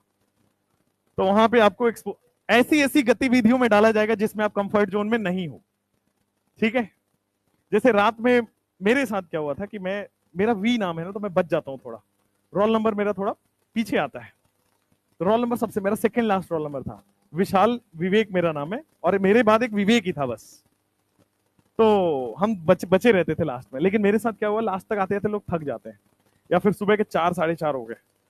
चलो एक काम करो, चलो एक काम करो, ठीक है, नीचे उतरो, गार्ड को थप्पड़ मारो, ऊपर आ जाओ। गार्ड को, और बेचारे उसकी क्या गलती है, थप्पड़ खा रहा है हर साल वो थप्पड़ खा रहा है डिफरेंट डिफरेंट लोगों से, है ना। और अगर पकड़े गए तो सीनियर आपकी जो कुटाई करेंगे, पकड़े नहीं जाना चाहिए ना सीसीटीवी में ना ऐसे, ठीक है। अब गार्ड कहां बैठा होता है, हमेशा सीसीटीवी के उसमें, क्योंकि उसको पता है उसके साथ पिछले 15 साल में ऐसे ऐसे थप्पड़ आ रहे हैं, ठीक है। तो उसको पता है कि ये महीना थप्पड़ खाने वाला है, अभी नया नया एडमिशन हुआ है, इस महीने में मेरे को डिफरेंट डिफरेंट डायरेक्शन से थप्पड़ आएगा, तो वो सीसीटीवी के सामने बैठता है। तो फिर हम लोग क्या करते हैं, मतलब जहां जाएंगे जहां सीसीटीवी नहीं है वहां कुछ अजीब अजीब तरह से शोर और करो, तो गार्ड उसको देखने के लिए वहां आएगा। अब यही दिक्कत होती है। तो इसीलिए मेडिकल कॉलेज में जाना है, लेकिन एज ए डॉक्टर, नहीं तो फिर आपके साथ वही एक्सपेरिमेंट होगा कि जाओ उनको थप्पड़ मार के आओ। जैसे ओके सर, हाँ, जैसे एक एक बच्चा था जो मेरे जस्ट बाद वाला था, उसको ये मिला था कि देखो सीनियर का क्या है ना, अटेंडेंस कम होता है, नहीं जाते, हॉस्पिटल चले जाते, कॉलेज कोई नहीं जाता, प्रोफेसर पढ़ने कोई नहीं जाता। लेकिन प्रोफेसर से आप पढ़ने नहीं जाओगे तो फेल कर देगा, मार्क्स उसके पास है, 30 नंबर देना होता है उसको 70 में से, और आपका 32-33 पे तो पास ही होते हो आप। 32-33 is the highest marks in 100। 6 number पे पास हो जाते हो आप मेडिसिन में, आउट ऑफ 100 6 नंबर पे, ठीक है। और 6 नंबर इसमें मिलता है, 20 नंबर आपको वाइबा पे मिल जाता है। 6 नंबर रिटेन में, 70 का रिटेन होता है, 70 में से 6 आ गया तो पास हो, और 20 नंबर उसे ऊपर वो दे देगा वाइबा में, तो पास हो। तो 26, 25, 26 पे आप सुपरस्टार हो, मतलब आके वीडियो बना सकते हो यूट्यूब पे कि हाउ आई क्रैक्ड, है ना, नीट पीजी इन 2 मंथ्स, है ना, वो ज्यादा जरूरी है 2 मंथ्स वाला। और दूसरा, ये जितनी लड़कियां हैं पता नहीं क्या हो जाता है इनको मेडिकल कॉलेज में जाके, लाइफ एट मेडिकल कॉलेज। क्यों भाई, हमें नहीं देखनी लाइफ यार, हमें हमारी लाइफ देखनी है, हमें फोकस करने दो। वहां जाते ही life at Gorakhpur medical college, life at Nagpur AIIMS, हाँ, उसके बाद रूम टूर करा रहे हैं। क्यों? वो रूम टूर नहीं देखना भाई मुझे, क्यों? सही है ना, रूम टूर देख के क्या करोगे? उसके बाद आजकल एक नया चला है, देखना तो, एक नया चला है कि स्किन केयर रूटीन दिखाया जा रहा है ना, कि मैंने पहले सीरम लगाया, फिर मैंने मॉइस्चराइजर लगाया। अरे भाई, अच्छा, अगर स्किन केयर रूटीन देखना ही है तो मैं आलिया भट्ट के देखूंगा, मैं फर्स्ट ईयर मेडिकल कॉलेज वाले होके देखूंगा यार। अब क्या होता है देखो, अगर स्किन केयर रूटीन आप करोगे, वीडियोस, मतलब मान लो आपके व्यूज आ गए, तो मामा अर्थ वाले बैठे हैं उधर कि अगले बार स्किन केयर करना है लेकिन मामा अर्थ के साथ, और उसके लिए आपको मिलेंगे 10,000 रुपए। तो ये वीडियो करने का, हाँ, डर और नहीं है उसमें, होता है। देखो जितने भी यूट्यूब चैनल चल रहे हैं वो सब चल रहे हैं प्रमोशन से, ठीक है। या तो कल वेदांतु का कोई टेस्ट हो रहा हो तो उसको प्रमोट करना है, तो हम लोग बोले प्रमोट कर दो, पैसा मांगेगा। अगर मामा अर्थ वाले आए, वो प्रमोशन करना है, उनको पैसा, उनको सबको ऑडियंस चाहिए कि हमें ज्यादा ऑडियंस तक पहुंचना है। तो एक बंदा है जिसके पास 10,000, 20,000, 50,000, 1 लाख सब्सक्राइबर है, तो वो अपने सब्सक्राइबर के पास पहुंचा देता है। तो ये तरीका होता है, ठीक है। एक पटना एम्स में आज जाके इंस्टाग्राम करना, यादव करके बनाता है, यादव जी का छोरा, वो यहीं से पढ़ा हुआ है, मतलब हम लोगों से पढ़ा हुआ है। अभी जाके देख रहा हूं मैं उसको, इतने हुड़दंग कर रहा है। जाके एक दिन दिखा रहा है कि ये एक दिन गया उसमें वीडियो कैमरा लेके, प्रोफेसर के पीछे से जाके खड़ा हो गया, और प्रोफेसर उसकी अजीब अजीब अवस्था में है, जिस अवस्था में वीडियो में नहीं आना चाहिए, ऐसे बैठे हुए हैं, टी शर्ट ऐसे निकला हुआ है ना, और वो पूरा फिल्म करके डाला है यूट्यूब पे। मैंने कहा भाई ये प्रोफेसर के पास पहुंचा तो तुम्हें वो किसी भी हाल में इस जन्म में तो मेडिकल नहीं करने देगा, ये भी ध्यान लो। लेकिन उसने, फिर मैंने उसको बताया तो बोलता कि नहीं सर मैं तो फर्स्ट ईयर पास कर दिया हूं। उसके बाद वो प्रोफेसर आते ही नहीं, सेकंड थर्ड में नहीं आते। मैंने कहा ठीक है फिर रहने दो, और उसके उसी वीडियो से वो चल पड़ा चैनल, लोगों के पास पहुंच गया, सब्सक्राइबर उसके बढ़ गए। अब उसको मामा अर्थ उसको भी मिल रही है भाई, मामा अर्थ में वॉइस भी करते हैं यार सारे लड़के, लड़के भी रूम टूर कर रहे हैं आजकल। लड़के का रूम टूर कौन देखना चाहता है? तो दिमाग खराब हो जाए आपका, लड़के का रूम टूर देख। लड़के का हॉस्टल रूम टूर बताता हूं मैं आपको। घुसो, इधर जूता, इधर मोजा, इधर आपका बेडशीट, इधर कपड़ा, ऐसे करके तो आप 1 किलोमीटर दूर जाओगे, तब आप बेड पे पहुंच पाओगे। फिर निकलना है तो वैसे ही बेटा, जैसे स्विम करते हैं ना, ऐसे हटाते हुए फिर वापस आ जाओ। और जब आप लड़कों के रूम में घुसते हो, हॉस्टल वालों के बारे में बता, तो जैसे ही आप रूम खोलोगे ना, दरवाजा खोलोगे, एक अलग तरह की स्मेल आती है। उस स्मेल से आप बेहोश भी हो सकते हैं। Enter at your own risk. क्योंकि रीजन बताता हूं, लड़के जो है ना वो सॉक्स धोने में विश्वास नहीं रखते। पहले क्या होता है देखो ध्यान से, मंडे से फ्राइडे एक साइड से पहनेंगे, फिर अगले मंडे से फ्राइडे दूसरी साइड पलट के पहन लेंगे। और लड़के इधर इधर परफ्यूम लगाए ना लगाएं, जूतों में जरूर परफ्यूम लगाते हैं, क्योंकि उनको पता है कि भाई बाहर निकले और हमने जूते खोला तो पूरा मेडिकल कॉलेज बेहोश हो सकता है। और ये होता है, ये रियलिटी है, ये पूरा रियलिटी है। और ये हमने जिया है वो जिंदगी को, हॉस्टल में देखा है लोगों के साथ होते हुए। हम लोग भी उसी में से एक थे, ऐसा नहीं था कि हम लोग पहले से ही तुर्रम खान थे, वैसे ही थे भाई हम भी। होता क्या है, अब जैसे मान लो फ्लैट स्लाइड चेंज करना, हाँ कर लो कर लो। तो आपके साथ हॉस्टल में जितना मजा आएगा ना, हॉस्टल वाली लाइफ पूरे आपको जिंदगी भर याद रहेगी कि यार वो वापस उस तरह की लाइफ मिल जाए तो। वाटर कूलर होता है, वाटर कूलर के हर पार्ट में कुछ न कुछ लिखा मिलेगा, और उसमें लड़कों का नाम तो नहीं होता है, ठीक है। हर लड़के के नाम के साथ किसी का नाम, हर कृष्ण की राधा लिखी होती वहां पे भाई, समझ रहे हो ना? ऐसा, हाँ दिल बना हुआ और तीर निकला हुआ, ऐसे तीर निकला हुआ जरूरी है भाई ऐसे। और वो कोई अपना नहीं लिखता, अपना छोड़ के बाकी सबका लिख जाता है ना। और लिखने का क्राइटेरिया, अगर किसी लड़की ने नोट्स मांग लिया, मतलब आप फिर लाइफ लॉन्ग आप पार्टनर बन चुके हो किसी और के दिमाग में, ठीक है ना। फिर वो आपका सेट हो गया कि अच्छा वो तो भाभी है, अब उधर नहीं देखना है। जबकि ऐसा कुछ है नहीं, वो मन में उसके अलग अलग कुछ फूल रहे हैं, एकदम फूल खिल रहे हैं, पता नहीं क्या हो रहा है। लेकिन अब ये होता है, ये रूल है, आप जब जियोगे तो आपको मजा आएगा पहले तो। और दूसरा, एक टाइम पे इतने सालों के लिए एक ही कैंपस में एक ही रूम में इतने इंटेलिजेंट ब्रेन मिलना वो हॉस्टल में मिलता है। सारे आप ही के लेवल के ब्रेन है, एक ही कट ऑफ के लोग हैं, सारे एकदम खुरापाती होंगे, कोई इसमें वीक और कोई स्ट्रांग नहीं होगा, कोई किसी और चीज में स्ट्रांग है, कोई किसी और चीज में स्ट्रांग होगा। और एक और किस्म आती है, आप देखना, जिसको एक्टर या सिंगर या गिटारिस्ट बनना होता है ना, उसके कम से कम 4-5 सब्जेक्ट में हमेशा बैक मिलेगा, हमेशा। और वो उसी के साथ जी रहे होते हैं कि तुम्हारा लास्ट ईयर वाला नोट्स मिल जाएगा क्या, नहीं तो उसी कारण वो क्या करते हैं, वो जूनियर के पास अप्रोच करते हैं कि तुम अपना नोट्स दे दो। फिर वो वहां भी जाके, फिर वो गिटारिस्ट है ना, अगर लड़का गिटारिस्ट है तो सिंगल चॉइस तो ऑप्शन है ही नहीं, मल्टीपल चॉइस खुल गए उसके पास। फिर उसका उस साल में भी है, पिछले साल वाले में भी है, सीनियर में भी कोई आधा है, कोई तो सब मल्टीपल चॉइस चल रहा होता है। इसीलिए उनके बैक भी ज्यादा आते हैं, क्योंकि सबको डिफरेंट डिफरेंट टाइम देना है। सुबह में किसी को टाइम दिए वो क्लास छूटा, मॉर्निंग में टाइम मतलब इवनिंग में टाइम दिए तो वो क्लास छूटा, तो ऐसा होता रहता है। इसलिए आजकल 2000 में वो मिल जाता है, वो जानते हो गिटारिस्ट, गिटार का छोटा भाई मिलता है एक, यूकेलेले, जानते हो यूकेलेले, सुना है ना? वो तो भाई पहले दिन पे, आप स्टेथोस्कोप खरीदो ना खरीदो, मेडिकल कॉलेज के लड़के खरीद ही रहे, उनको लग रहा है कि वो खरीद लेने से, अभी तक तो हम 4 मार्क्स ले रहे थे, अब मल्टीपल चॉइस, ये हो जाता है। और वो खरीद के ही जाएंगे सब, और एकदम जानबूझ के ऐसे फोटो डालेंगे जाके इंस्टाग्राम पे कि first year medical college, day in the life of a medico, है ना। और मेडिको की लाइफ कुछ नहीं है, सुबह उठना है, क्लास जाना है, घर आना है, फिर क्लास जाना है, फिर घर आना है, फिर क्लास जाना है, बस। और बहुत हो गया तो जिम में चले जाओगे आप, मेडिकल कॉलेज के जिम खासकर अच्छे होते हैं, सेमी गवर्नमेंट, गवर्नमेंट वालों के नहीं, सेंट्रल गवर्नमेंट वालों के, स्टेट गवर्नमेंट वालों के नहीं। स्टेट गवर्नमेंट की रद्दी हॉस्टल है, बहुत रद्दी।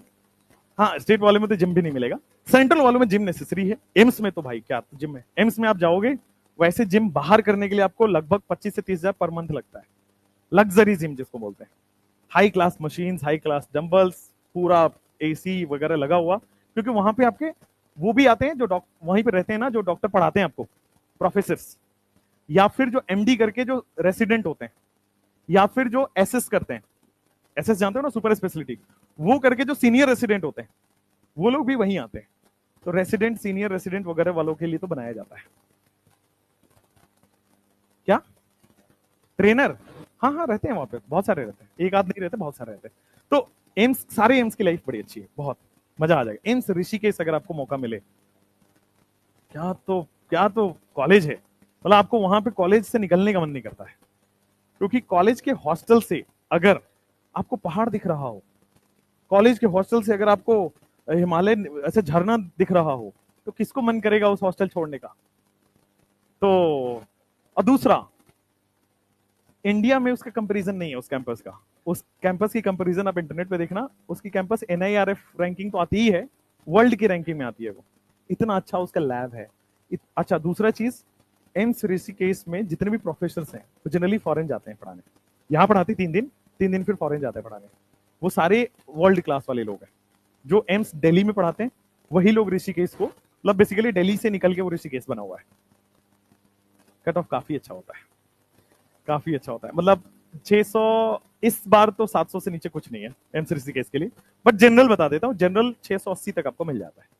सेकेंड राउंड में जाओगे 680 तक जनरल कैटेगरी के लिए, ओबीसी के लिए 675, बाकी नहीं पता।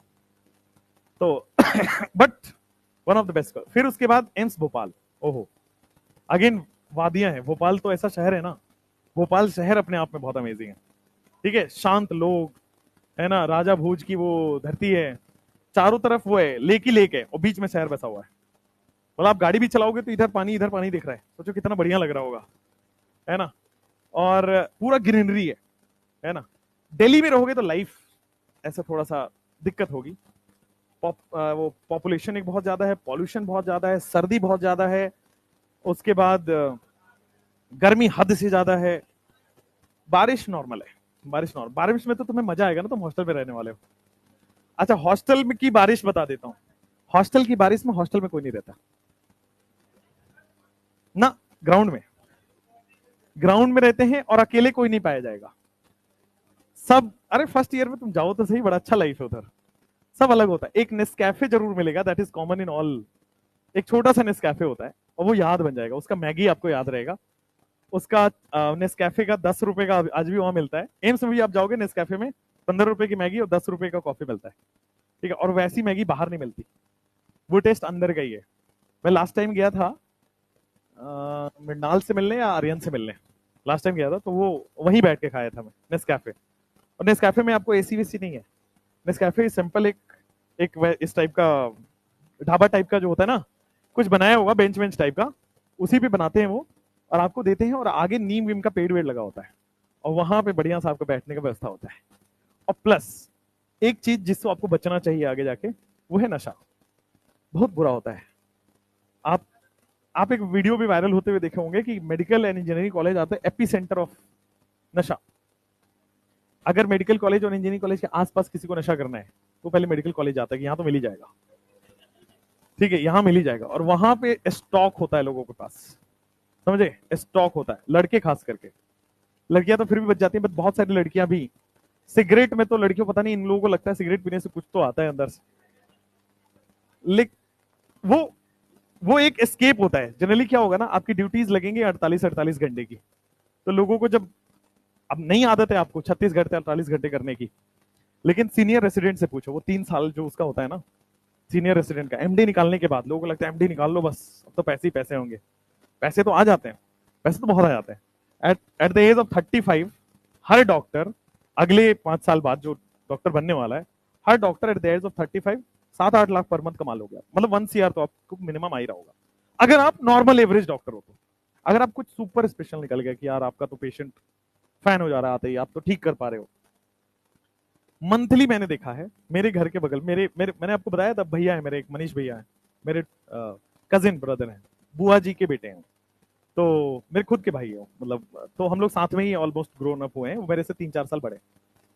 बोकारो में भी बीजीएमएच, बोकारो गवर्नमेंट मेडिकल हॉस्पिटल, बीएमसीएच या बीजीएमएच कुछ भी बोलते हैं वहां पे पोस्टेड है। हाँ बीजी कुछ भी है वो। तो Bokaro government medical college and hospital में वो आधे टाइम में, मतलब 2 बजे तक, 8 बजे से 2 बजे तक पहले तो ट्रीटमेंट करते हैं, उसके बाद 2 बजे से उनकी पढ़ाने की वो लगती है, 2 बजे से लेकर रात के 8 बजे तक फिर वो पढ़ाते हैं वहीं के लोगों को। तो और 9 से लेकर के रात के 11 बजे तक फिर अपने घर पे क्लिनिक चलाते हैं। और घर पे रोजाना 2 पेशेंट 4 पेशेंट वापस ही जाता है क्योंकि टाइम नहीं है। वो इतने अच्छे डॉक्टर हो चुके हैं, इतना उनका हाथ होता है ना, हाथ सेट हो जाता है आपका। And he is in medicine, मतलब जनरल फिजिशियन जो होता है ना, तो उन्होंने एमडी किया, उसके बाद उन्होंने एसएस किया है। और मैं मानता हूं उनकी जो, मैंने जो देखा है उनकी पर मंथ की जो अर्निंग है वो ऑलमोस्ट अराउंड 50-60 लाख के आसपास 50 से 60 लाख रुपए मंथ पर मंथ, ठीक है। और अभी जो उनकी एज होगी अराउंड 34 35, अभी 2-3 साल पहले उनकी शादी हुई है। भाभी भी डॉक्टर है और भाभी भी बोकारो गवर्नमेंट मेडिकल कॉलेज में ही है। दोनों का कॉलेज भी सेम था, दोनों कोटा में ही पढ़े थे। अब समझ में आ गया, वो कहानी थी। तो कुछ लंबा जब इंसान हो जाता है तो ठीक है। तो और वो भी डॉक्टर है, वो भी वही है। हालांकि he is in she is in that वो वाला क्या बोलते हैं ऑन्कोलॉजिस्ट, जो कैंसर पेशेंट्स को जो ट्रीट करते हैं, तो वो ऑन्कोलॉजी से उन्होंने एमडी किया हुआ है वो भी। तो ठीक है, समझ रहे हो ना। तो अब उनके पास वैसा है कि उनके फादर और मदर को स्पेशली रखा गया है कि आप ही रहोगे तो पैसे हमारे संभाल पाओगे, मेरे पास टाइम नहीं है कि पैसे हम संभाल पाए। समझो, इतना कैश और इतना वो सब आता है कि उनको संभालने के लिए मम्मी पापा को रखना पड़ा है, ठीक है। तो डॉक्टर की लाइफ ऐसी हो जाती है अगर आप लाइफ देखोगे तो। फिर आपको एक तो रेस्पेक्ट है, अगर आप डॉक्टर हो, केवल आपके पास व्हाइट गाउन लगा है या फिर व्हाइट वो स्टेथोस्कोप ही लगा है, तो फिर आप समझ जाओ कि आपके पास वैसी कोई भी, आप ट्रेन में सफर कर रहे हो, फ्लाइट से सफर कर रहे हो, है ना। मैंने कल परसों देखा, कल ही वाली फ्लाइट की बात बता रहा हूँ, डॉक्टर ट्रेवल कर रहा था, कोई कुछ किसी को एयर होस्टेस से कुछ नहीं बोला, बट वो जान गई कि वो डॉक्टर है, तो वो स्पेशल उसको लेटर वेटर लिख के दिए, thank you for serving the country वगैरह वगैरह। कितना इज्जत है ना। ये या तो आर्मी वालों के साथ होगा, या तो आप आर्मी में हो, या तो डॉक्टर के साथ होगा, टीचर के साथ नहीं होता है ना। हम हमेशा जाते हैं, हमें कोई पूछने नहीं आता, है ना। टीचर्स के साथ बस बच्चों में होता है, बच्चों में एक वो होता है, क्रेज होता है, क्योंकि आपको लग रहा होता है कि यार इन्होंने हमको समझा पाए, या हमें कोई नहीं बता पा रहे थे, इनसे समझ आ रहा है, तो आप वो फैन हो जाते हो, क्रेज बन जाता है। बट डॉक्टर्स का तो नॉर्मल है, जनरल है, ठीक है ना। आजकल एक ट्रेंड चला है कि आर्मी वाले क्रॉस कर रहे तो ऐसे सल्यूट कर देते सब लोग, है ना। Someone is giving up, army और डॉक्टर सेम ही तो है। आर्मी अपना जान दे देता है, रेसिडेंट डॉक्टर भी अपना जान ही देता है। कौन करेगा 36 घंटे नौकरी लगातार, और खाना भी वही आ रहा है, बाहर नहीं जा सकते आप, खाना भी वही आ रहा है।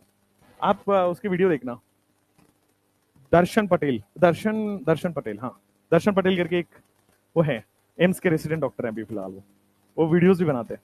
तो ही मेक्स, मतलब उन्होंने वो लाइफ पे वीडियो बनाया हुआ है कि डॉक्टर की लाइफ कितनी ट्रॉमेटिक हो जाती है। एक बार आप 36 घंटे पहले एंटर किए हो और आपको वो ब्लू ड्रेस पहना दिया जाएगा यहाँ तक, जिसका कोई पता नहीं क्या तो फैशन है, क्या है वो ब्लू ड्रेस, यहाँ से घुटने तक हो जाएगा, ठीक है। आपको यहाँ तक कवर कर दिया जाएगा, नाक से कवर होगा, ठीक है। मास्क, डबल मास्क लगा के रखना है ओटी के अंदर, आपको सांस भी उसी में लेनी है, और the whole thing is closed, ना खिड़की है ना दरवाजा ना कुछ नहीं, ओटी में हमेशा क्लोज रहता है। एंड हाई एसी पे रहता है वो, पूरा फुल एसी पे रहता है, मतलब 16 से नीचे तो 17 आप सोच नहीं सकते, 16 ही होता है, चिलिंग वाला ठंडी। उसके बाद आप को 36 घंटे बैक टू बैक ऑपरेशन करना है। तो एक पागल इंसान ही कर सकता है ना यार, ये नॉर्मल इंसान के बस की बात तो नहीं है। हम तो ऐसे कटवट देख लेते हैं, हमारे तो होश उड़ने लगता है, हमारे नॉर्मल लोगों की बात बता रहे हैं। लेकिन आप लोग वहां जाओगे, पहले ये बॉडी खुला हुआ है, वो बॉडी खुला हुआ है, उधर से अलग स्मेल आ रही है, इधर से अलग स्मेल आ रही है, उधर कुछ अलग चिल्ला रहा है कोई, इधर कोई बर्न केस है, इधर ये है।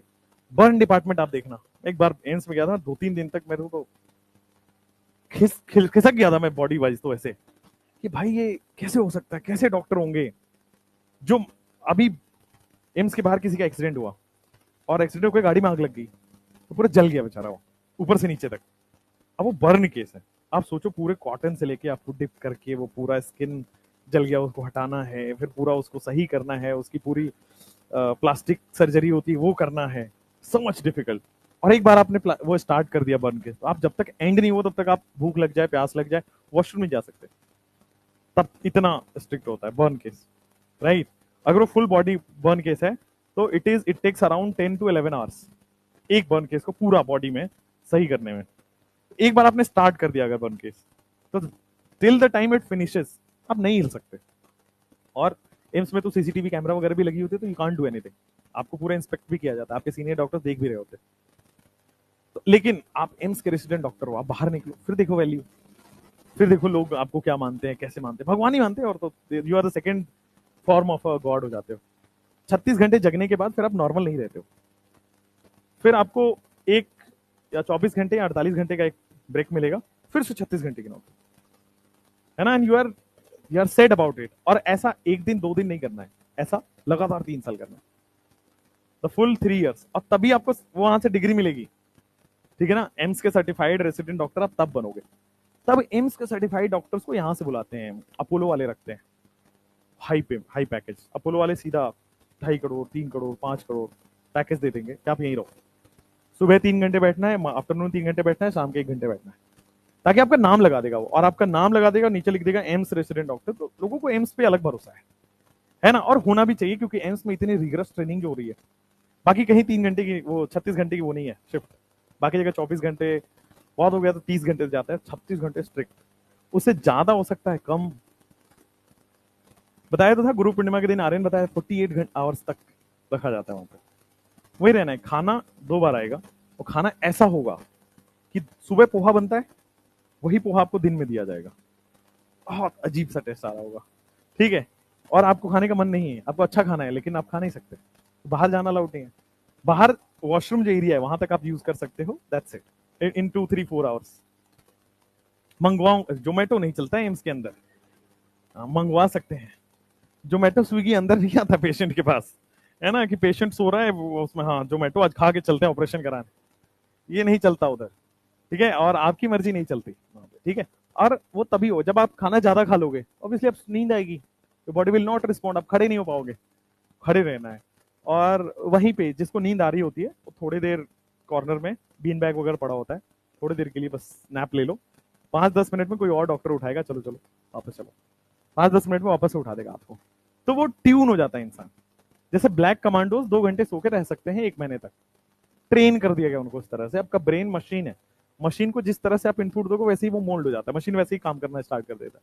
तो ब्रेन भी मशीन है, तो उनको वैसे ही ट्रेनिंग कर दी जाती है, ठीक है। और अगर आप सुपर स्पेशलिटी करते हो, तो ये जो 36 घंटे की नौकरी है 6 साल करना है, 3 साल एमडी के लिए रेसिडेंट डॉक्टर, फिर एसएस कर लेते हो तो सुपर सीनियर रेसिडेंट बोला जाता है आपको, तो सीनियर रेसिडेंट डॉक्टर है।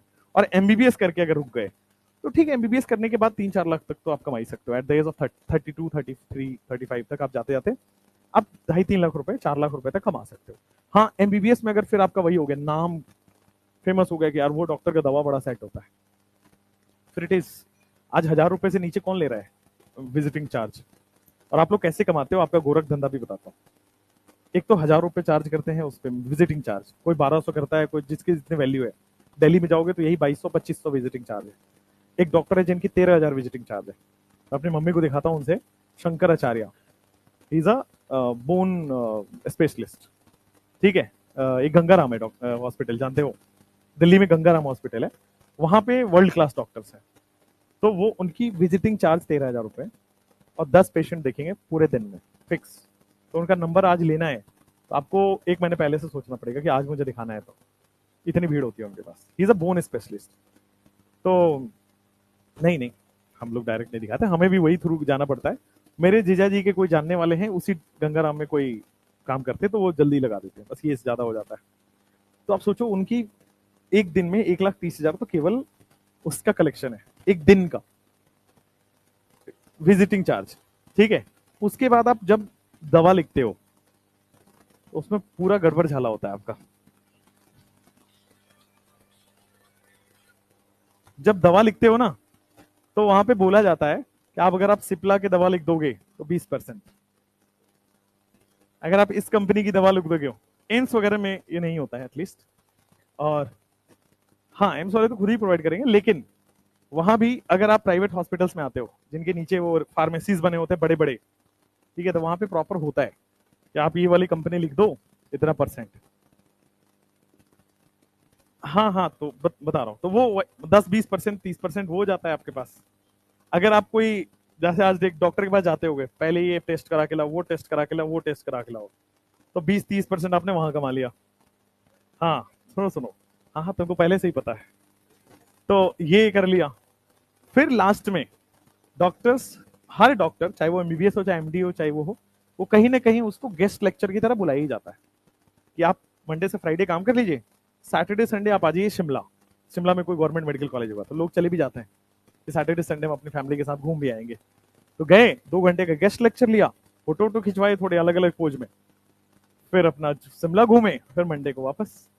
तो guest lecture 1 lakh per hour मिलता है, 1 लाख रुपए 1 घंटे का, ठीक है, 1 लाख पर आवर। अगर आप 2 घंटे 2.5 घंटे 3 घंटे का लेक्चर ले लिए, आपको 2.5-3 लाख रुपए मिल गया, जब आप घूमने गए हो तब,